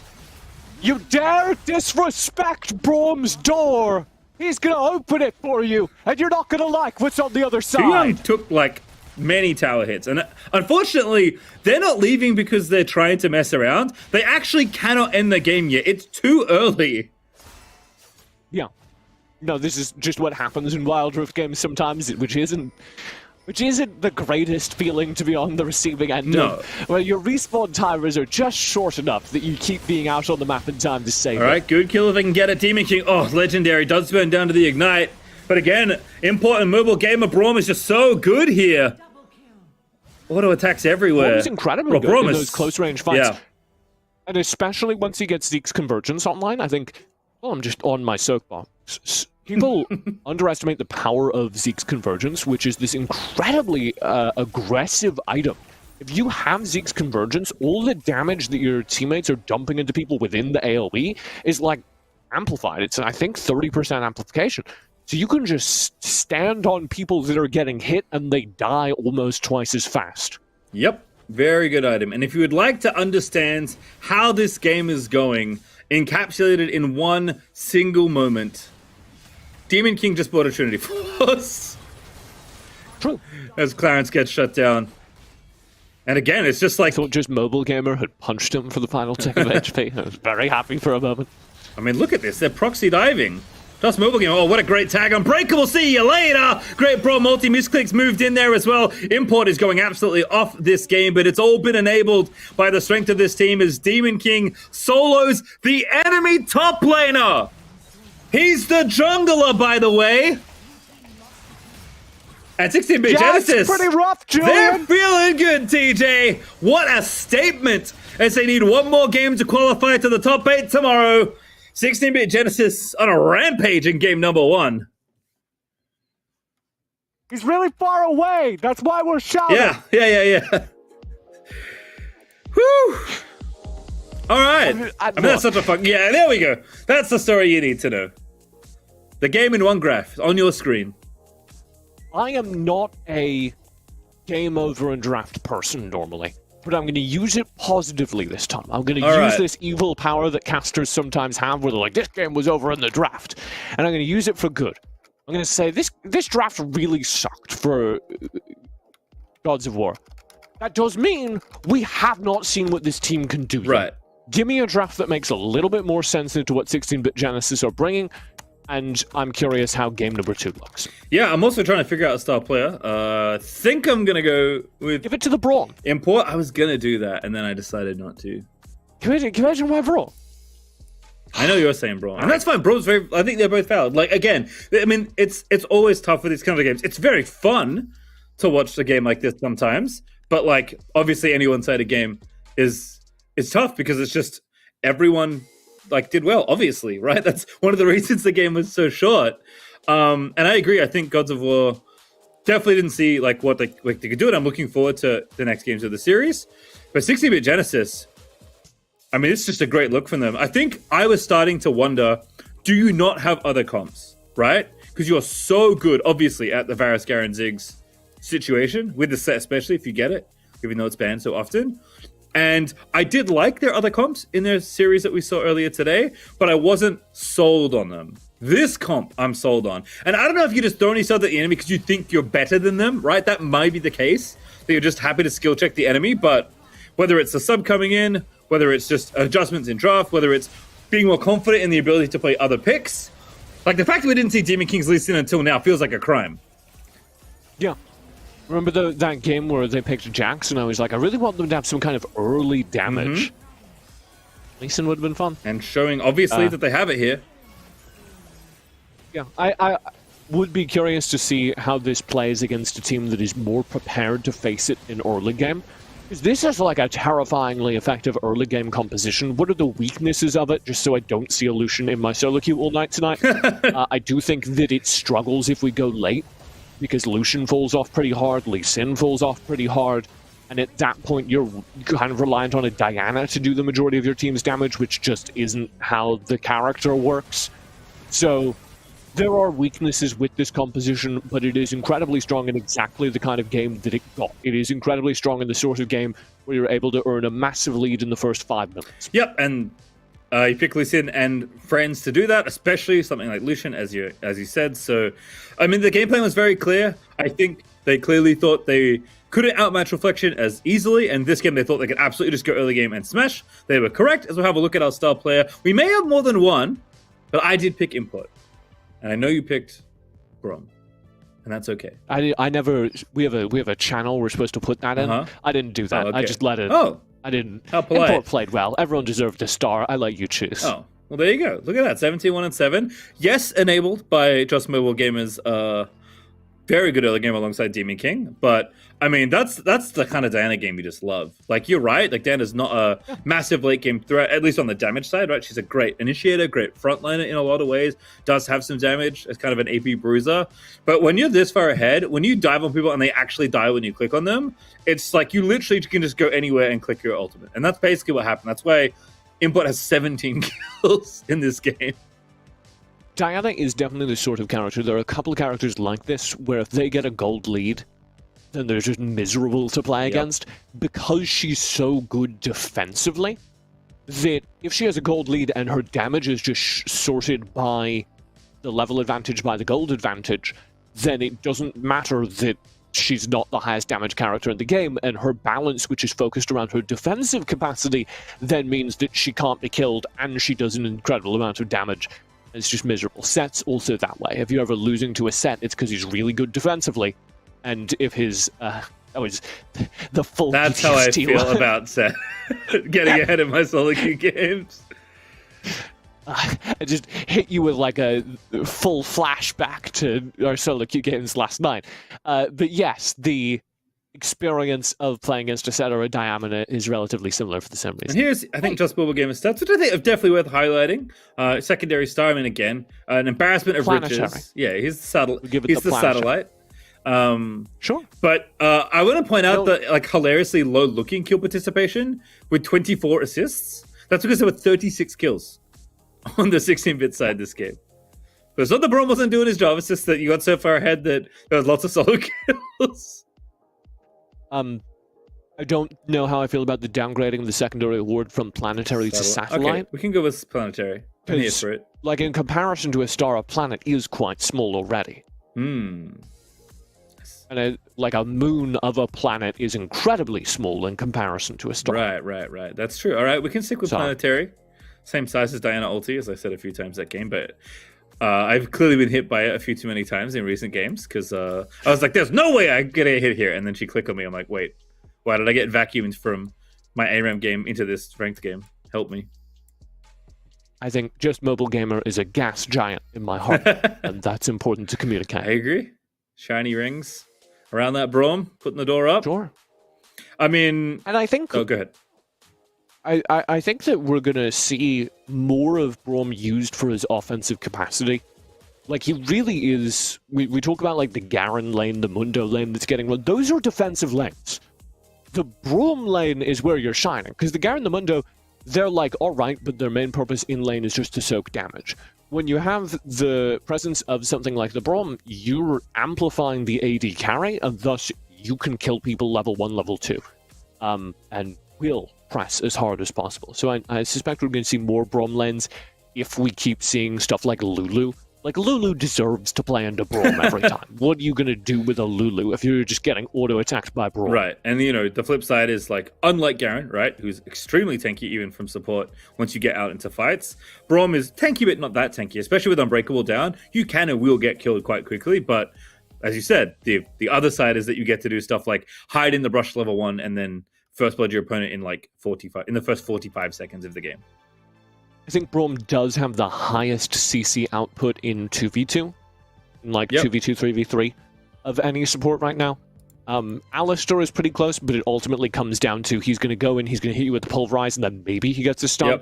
Whereas Braum very reliably gets 2-3 stuns per engagement, so I really do like Braum. If that's not coming through, I do have like an 80% win rate on Braum. I do really like him. Support players everywhere waiting for the entrance of Nautilus into Wild Rift. Then we can finally add some CC into the bot lane. The problem, there just isn't enough long-range hooking happening in these Right, games. Thresh and Blitz aren't enough. If we could get some Nautilus hooks into the WNS, we would be set. I do not want to get proto-belted by Nautilus. That seems horrible. And actually, this is something I think we're talking about, because we haven't really brought it up yet, but it's something that's consistently true, is that, like, a proto-belt may be just one of the best items in the game, period. It is. And it's just a boot enchant. And, like, so many champions go from, like, oh, they're okay, to, like, get this away from me, what is going on, because of proto-belt.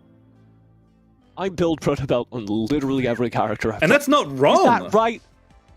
Well, it's not right, but it's not wrong. No. So here's the dicey one. How do you feel about Protobelt Orianna? Good. Like, the more mid I play, the more I want to just build Protobelt. Because I'm like, even just defensively, like, this is so much more helpful than just about anything else I could possibly have. Well, it's a skill check, right? Because if you actually want to be safe, you build Zhonya's. Right. If you actually want to ensure safety, you build Zhonya's. But if you know where that Lee Sin is, and you can proto-belt away from him, and then you don't need a Zhonya's, and you're now still in the action, unlike you would be with a Zhonya's, then, it's an advantage, is what I'm saying. Also costs 300 gold less, which is an unbelievable discount as far as enchantments go. I've always got so much cash in my lane because I'm winning it by so much that I don't even notice that. Okay, all right, that's how it goes, huh? 16-bit, I don't know if they missed one, but I'm going to assume they did. Morgana's through as a result of that. Diana, Braum, and Jace were taken out of the game by Gods of War for this second one, as 16 have swapped over to the blue side, but Set, Lee Sin, Morgana, and now Gragas for Gods of War. Varus up, Jace up. Those are my thoughts. Ziggs up, Just Evelyn up. Those things are also true. Thank you for sharing those with me. Look, Clarence does have Evelyn, so I'll see what happens. Again, a very different look, which I like, right? Gods of War. You just gotta shake off the last game, right? Don't worry about it. Play what you want to play. And if this is the kind of thing you have to go for, then great. I don't want to be this guy. But Evelyn into Morgana. Whoa, what? You can just drop the Black Shield on anyone who you charm and deny you the ability to charm them. Mm-hmm. It's pretty good, as it turns out. That does feel like a bit of a rough draft, and I don't think I can really justify it. Okay, we'll see what happens, but I agree. Nunu, TF, Corki, the next 3 picks here. And again, 16-bit showing us a completely different draft once again. This is actually a little bit of a tie draft special. Some of the Singaporean teams did this as well with Nunu TF. You can just be in any lane ever.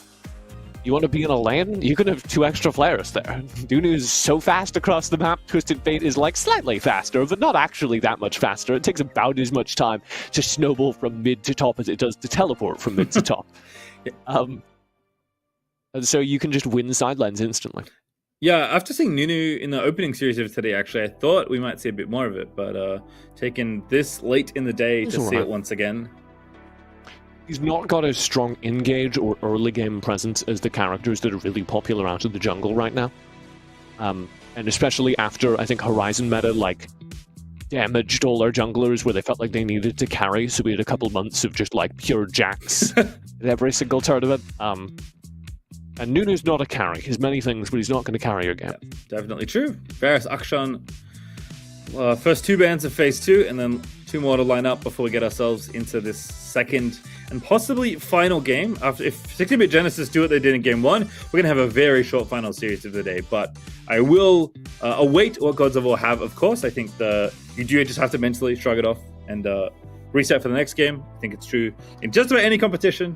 But I'm sure Gods of War can move past it here as 16-bit. You know what? There is such thing as being overconfident, TJ. And after that game, I would definitely, if I was, say, coaching this team, I would be reminding them of the dangers of being too confident in a situation like this. What's a good Australian slang for being overconfident? What's the "don't put the cart before the horse"? What's a Australian slang of that? I'm trying to think, because we would use that too. I feel like there's gotta be. Sorry,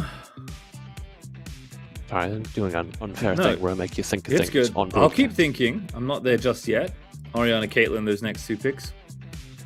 Well, that's miserable. That's also a kill lane down bottom. They have such long range between Morgana and Caitlyn.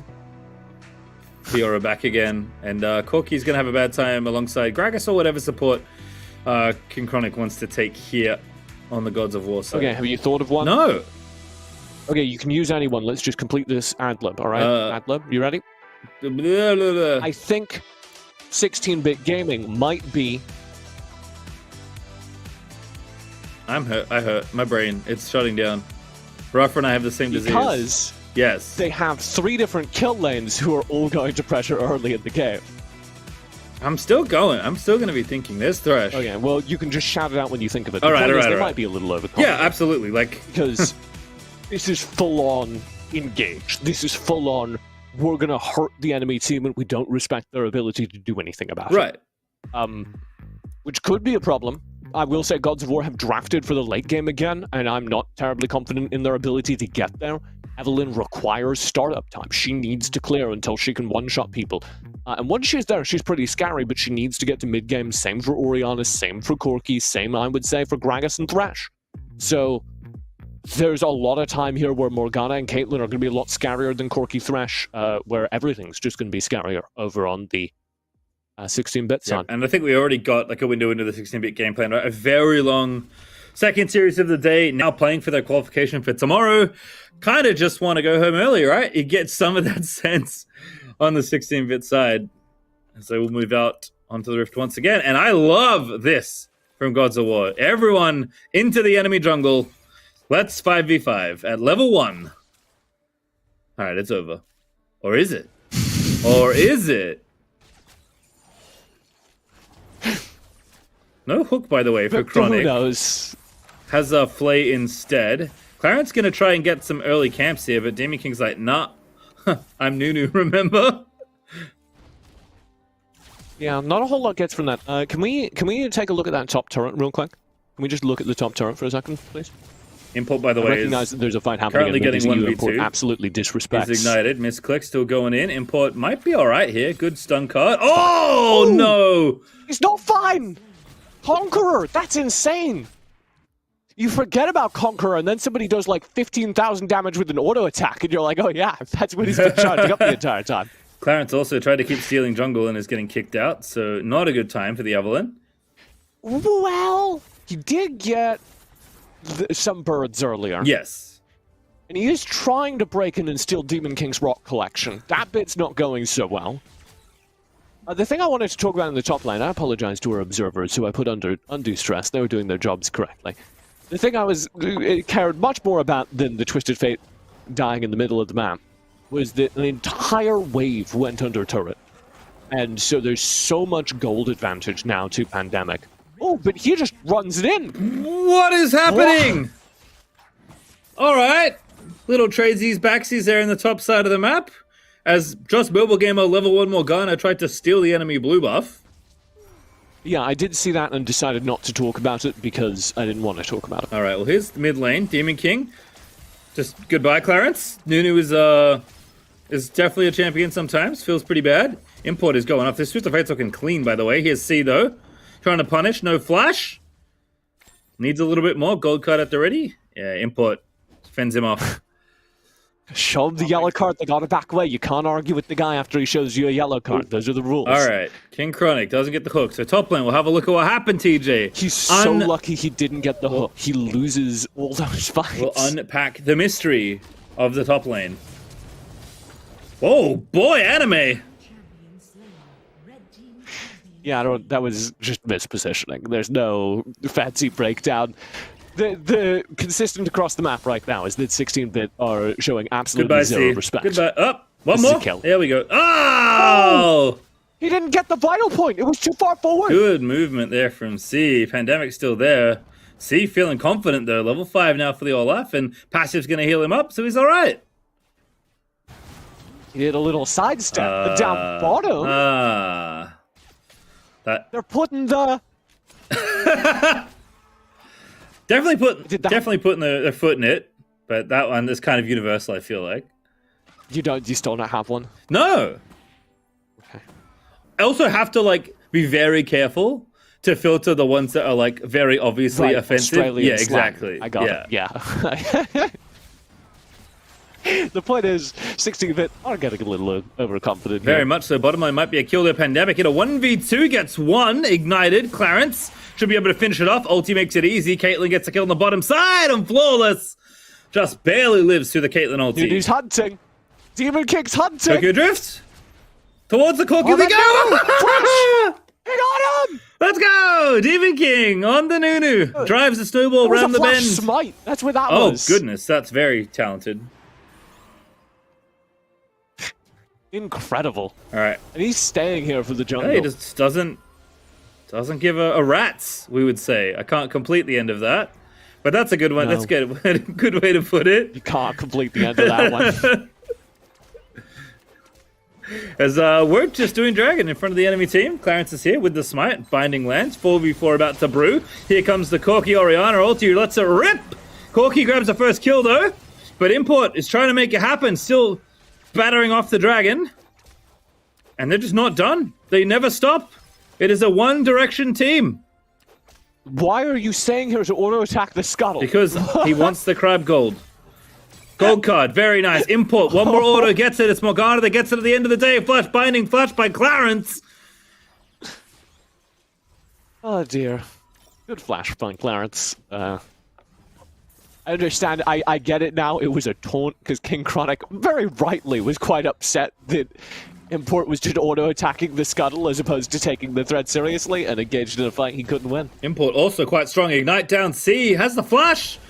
Oh, good flash there for Pandemic. There's the cute. Ooh. The honey fruit, though, as Evelyn gets a kill down the bottom side of the map. Clarence starting to come online on this eve. Oh, that's a very nice hook. Mobile Gamer, goodbye. Corki gets a kill. Gods of War fighting back very nicely. Still down 1,500 gold, TJ, but gonna get this first dragon here for themselves. It's going to be traded for first turret, as EU Import is just auto-attacking the turret in the middle of the map. Import is very strong. Almost 2,000 gold clear of misclicks there in mid. It's a little deceptive, because Twisted Fate does just do that. Yeah, that's true. So, Twisted Fate, of course, due to his passive, gets bonus gold off of every minion kill. So, he right now probably has about 500, maybe a little bit more, in terms of just actual gold lead. Which is still significant, but it's not as bad as it looks. Right. The old mint of Twisted Fate there, printing some of those dollars. Minting cash. Oh. We were making the joke earlier when Rafa was on, I think it was before your internet got sorted out, that if we made fiscal analogies, then it would be easier for middle-aged gamers like you to understand. So I'm very happy that you, several hours later, came back in and made a fiscal analogy. By the way, I already tweeted at you when it happened, but I definitely was listening when you two were asking if I was watching or not. So I knew, and I appreciated you. As top lane, I appreciate this from Pandemic. Looking for the kills. Clarence, what's your clearance? See you later, you're okay. Clarence gets out safely. Tragedy striking, and that will be a Rift Herald summon. So we can go ahead and see this top lane crumble, quite possibly. Chronic. No. Demon King gonna lock everybody up. Oriana now the target. Ace in the hole finishes it off from downtown. Little too aggressive there from Gods of War. Oh my goodness.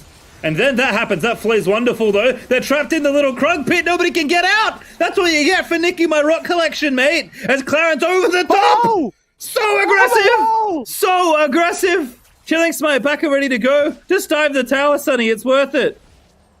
He doesn't give a rat's to He him. doesn't. It's not worth it, by the way. I take it back. Oh, no. Oh, Chronic. Too far, as Twisted Fate Oh, no. is going to cut off Clarence, but Clarence should be okay. A thief in the Ooh, night. is there a Oh, he's kill on the here? board. Never mind. He's on the board. Oh, flush in, charm, easy peasy. There's a kill. Clarence plays the long con, gets a second. Gold card. Not up in Is he time. out? No RFC, no hope. He's speed boosted by misclicks. Woo! Like the little F-Zero boost. There's one pasted on the ground there in mid lane. I've never thought about. Oh my god, Demon Oriana's a King is speed boost. such a... Yeah, I wasn't talking about. I love it. That is panache. Oh, I like panache. Took you a while, but that's good. Rift Tower's here in top side. Gonna get this tower here, donate some gold over. Pandemic is interested in dueling the enemy champions. Has Trinity Force already done. Chronic at it again. Here's 3v3 in top lane. Fiora, flayed back. Goodbye. Thresh does get the kill. Nice punish there from Gods of War. And so, Gods of War keeps the gold in this game to only a several thousand gold lead to 16-bit. Which is remarkable considering the pace of play so far. Able to keep up nicely. They do have a kill lead and a gold deficit, which indicates exactly what's going on the map. Certainly does. As import, I did spy finished off some items recently. It is not RFC second. It's Lichbane. You'll love it. You'll love to see it because he knows. Ready to carry. Normally I go RFC then into Lynchbane just so I can gold card more for the team. Yep. But, you know, sometimes you're looking to do a lot of damage. Not for the team right now. Protobot also finished in the same time, by the way. So import is just going for it. Snowball, ooh, gets one. But nothing else to happen. Problem. Dead? Ooh, good hook. My. Nice stasis. Demon King, though, in the middle of it all. Nunu ulti! Able to get the kill, sets it up for Morgana. And now Clarence has to get out of the Pandemic, still chasing now in the middle of the enemy team. Goodbye as Morgana gets the double. Clarence running for his life, like bursts through a door. There's just 4 other people in there. And unfortunately, that's the Infernal Dragon over to 16-bit as well at the end of that all. So the problem with this build on Twisted Fate normally is that Twisted Fate doesn't do a lot of damage right now. I think Leonard, one of the casters over in the WCS and SEA, he cast the Horizon Finals. Omo is his gamer tag, which I momentarily blanked on and had to describe everything else about him first. Omo once told me that if any player in his games picked Lichbane over RFC, they were, quote, straight trolling. So, that's not quite my opinion, but it certainly does indicate the way that EU Import is playing if everything else about this game didn't. Yep. Demon King caught. Good catch, but Corky already so low. Demon King actually got out for a second there, but the fight's still going. Mobile Gamer with the ulti at the end snaps through to get the next kill. And Gods of War, they just don't have the gold. And even though it's very messy outside the Rift Herald pit, it is still 16 bits way. Close quarters is actually the dream there for Morgana, for Caitlyn, for Twisted Or Fate, Nunu. because they all just have AoE damage you can throw in over the wall. I didn't mention Nunu because the Nunu just died horribly, so it might be the dream for the character archetype, but he did just get Corky packaged and it was awful. There you can see it. But everyone else here had a great time. Yeah, I mean, Demon King just tanks everything, almost gets out. And then, Well, people should run Nunu. You know, and I'm tired of not saying it. People should be playing Nunu in the jungle because it just gives you an extra tank position. You can put more damage elsewhere. yeah, I really like it. There's Clarence, level 11. Oh, not enough gold here for the Eve. Felt like at one point, you know, with a couple kills that might have been going in the right direction, but unfortunately it is just a massive, massive gold lead for 16-bit Genesis once again. Black Shield doing pretty good there, but the Gragas ulti is wonderful as Clarence gets kill number 4. Good find.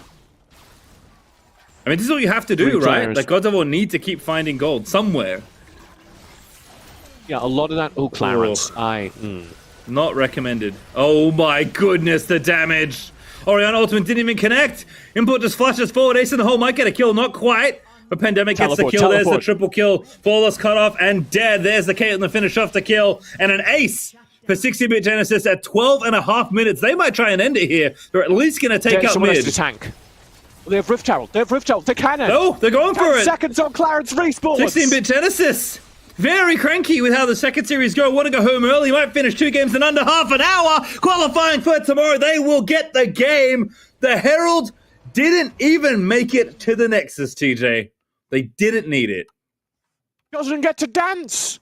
What's the point of that, Julian? Oh, that's very true. I'm devastated. I think everyone is. As you can see, 16. the ski slope here. Thank you, Beijing Olympics currently going on. Sure. Look at that. A perfect ramp for a big ski jump and a gold medal.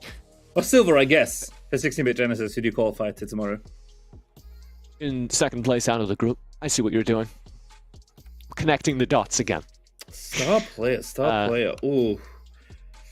Is it import again? No, he ran it down. Then who is it? Is it Demon King? Is it the 4600 damage Nunu? Can we give nobody a star We have to player? give a star player. You did this. Um, I'm giving it to import.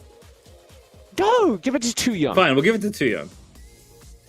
There you go. Too Young's the call.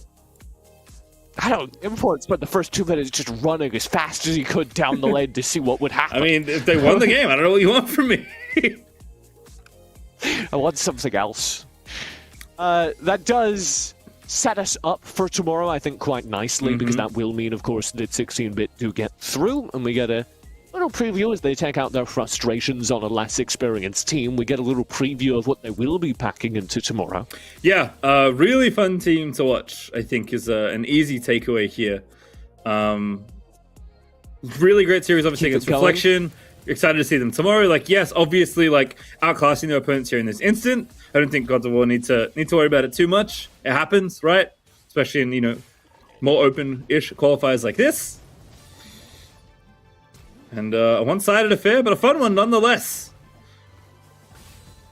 I'll tell you what, Julian, they keep this up, they might be 32-bit soon. True. They're already top 8-bit. Just need top 4. That's all they need.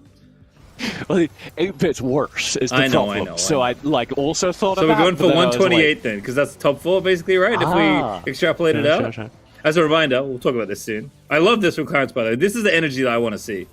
Using the I was Evolve to gonna get ask over if the we could wall. give Clarence MVP, because it didn't work. But if it... But Clarence was my star player. Clarence absolutely brought it this game. Absolutely. As I watch this kind of the key fight. I mean, like, again, there was so much happening here, but Demon King just taking all the damage. TJ finally reinstating his belief in Nunu jungle, and then all the carries in the Morgana. Just such easy disengage there. As Fiora just dove at the enemy. It happens. Yeah, that's about all I have to say about that series. It does happen. I think there's a clear 16-bit or a team that's been around for a while. I think there's a clear experience difference between those two teams, but I don't want to make that out to be anything more than that, because there's obviously the potential for teams that lose during these qualifiers to come back much stronger. Right. And I don't want to put my foot in my mouth when that team looks good for a major 2 or something. I mean, you don't get experience by not playing in the qualifier, right? So we'll have a look at the groups now and how the standings are looking after today. Again, we are back tomorrow for day 2 to actually qualify some teams into the major, but we'll have a look at the groups in just a moment. No more Ego and Yawn qualifying through. Reflection and now 16-bit Genesis with the... And we should say that, Julian, we have buy slots here. Yeah. So, like, anyone who's maybe sitting in the chat feeling all smug, going like, oh, Gods of War lost pretty bad, there's slots for you to play. Yeah, exactly. You don't get to say anything if you're sitting in the Twitch chat not playing. Absolutely. So definitely some stuff to look for. I believe we have the other group as well. We'll have a look here again. We are going to be looking onto tomorrow. Here's our other group here. Once again, Never Hurt and Family qualifying there from the third one. And then That's- Suzaku and Mula through. Yeah, actually a pretty important result with Tilt City Banditos sliding out in the tiebreaker match between Mula and Tilt City Banditos. That was one of the first games we watched today, and a very good one. So it appears to have been the tiebreaker. And that means we could have more Master Yi tomorrow, which is always exciting for the chat. It's not exciting for my solo queue, but I do support it in professional play. I mean, I was just taking a moment to think through what was going to happen when chat saw Master Yi and when chat saw Master Yi winning and what that's going to do, and I didn't like where my brain went after I thought about that for more than a couple of seconds. Chat doesn't need to see Master Yi to want to play Master Yi. There's Master Yi everywhere. So have a look at the top 8 tomorrow. Our bracket, of course, to qualify the last few teams into the major, the first major of the year here for North America. Enemy and Mula is going to kick off on the top side. NVH versus Fam. Yawn versus 16-bit Genesis. And then, oh my goodness, it's a banger down the bottom side of the bracket. Reflexion versus Suzaku. And of course, all of that is to join our already qualified teams. So if you're wondering where Immortals, Sentinels, Tribe Gaming, and I knew who it was when I started, Cloud9, there we go. Yep. Where they are, why they're not playing, it's because they've already qualified. Yep. And it's been... they are waiting. It's been a fun qualifier kind of as a result with those teams already through from last week. And I believe if my memory is serving me correctly, it is top 4 that qualified through. So the rest of the games of the semifinals on will be for seeding, but that is still absolutely important when you're trying to, win the first major in North America for Wild Rift. But yeah, some really fun games lined up tomorrow. Again, I think eyes immediately drawn to the bottom of the bracket there. Flexion versus Suzaku should be such a fun one. Especially because we didn't get to see Suzaku today, right? They won their games and they were good from there, but Reflexion looked excellent as well. So definitely very competitive. Unfortunate that only one of those teams is going to be able to qualify through out of that quarterfinals, basically, in that top 8. Yeah, Suzaku impressed us a lot in the first qualifier. They played really well, but they fell short. So this is their last chance for a very good team. For all these very good teams, we're going to cut that pool in half tomorrow, and only half of them are going to get to go to the first major. The rest of them are going to have to wait a while. All right, well, let's recap what happened today at TJ and see what we've gone through. It's been a very, very fun affair. A lot of things happened today. My internet decided that it didn't want to exist briefly, and then we had to get new internet installed. What is going on here? I drew a star for the very first match. It was for Rafa, so you didn't see it, but I drew a star. For a star player? For the star player. Nice. Yeah. I like that. You know who's the star player today on the casting desk? Rafa. Rafa's the star player today. Yeah. I thought you were going to say me, but Rafa did earn it. I mean, it's you too. But I was really excited for a moment because I thought I was going to get some validation, but then Rafa did earn it. You can be the planetary if you want. I'm just the Muppet picking Yasuo every game. So you can be the satellite. So it's... now that I've learned that that's worse, I'll take it. Yeah, we did start the day with Tilt City Banditos versus Mula, and it was a banger of a match. It only went 2 games, but I think the performance we saw from Dark Green, even on the losing Tilt City Banditos side, promised more from them in the future. His mid-lane play was incredible. Over on Team Mula, we got to see them run Protobelt Annie Engage, which is one of the sickest things I've ever seen, and it led to a very easy winning game. Yeah, I like the why pick Annie when Diana do same thing, but also Annie. So can't really complain. Just pick the Protobelt champion that eats in there, and then Master Yi, as we said, chat's already thrilled about that in game number 2. Game number 2, everyone plays safe, and Ken just sits in the jungle. You've heard of turbo farming Jax. Turbo farming Master Yi's been doing it for longer. Certainly. He just steps out of the jungle and deletes people once he hits level 5. Yep. And our second series was an absolute slobber knocker. Full 3 games, back and forth. TJ's found a new favorite team because Garance has finally made his way onto a stage. Played to perfection by 16-bit Genesis, and then Reflexion dug in and pulled out in games 2 and 3. Because Jinx is a good champion. I don't know what to tell you. Yeah. So, one game came exclusively from Blanks as Jinx players. He sat at the back of team fights and just dumped out damage. The final game of the series was much more back and forth. Nobody got their ideal draft, and it was both Blanks and the value add from Osu, who was sitting on an Orianna, just adding value, while 16-bit looked a little bit lost on a weird in-between composition. And then final things in the day. I mean, last series, 16-bit Genesis, basically just showing off, right? It's going to happen sometimes. A very one-sided affair, but awfully fun. and plenty to take away from both sides. And I think 16-bit going to be refreshed after losing earlier today, going through into the top 8 tomorrow. And I don't think I'll have that much fun watching Diana for a long time, because Import just clicked on everyone. 16-bit demonstrated in that final series that they do have a lot more to their team and a lot more compositions I think they could run. So if our final takeaway from that series is, okay, well, 16-bit have qualified, and they have all these other modes. The new challenge is, what does that look like against the other best teams in this bracket? What does that look like tomorrow when it's all on the line? And with that, we have played out our groups for today, but there are still 8 teams left here. Only half of them, TJ, can qualify for the first major here for Wild Rift in North America, presented by Riot Games and Wisdom. But we, both of us, we'll see you tomorrow. So go away, go to bed, we'll see you. It's going to be great.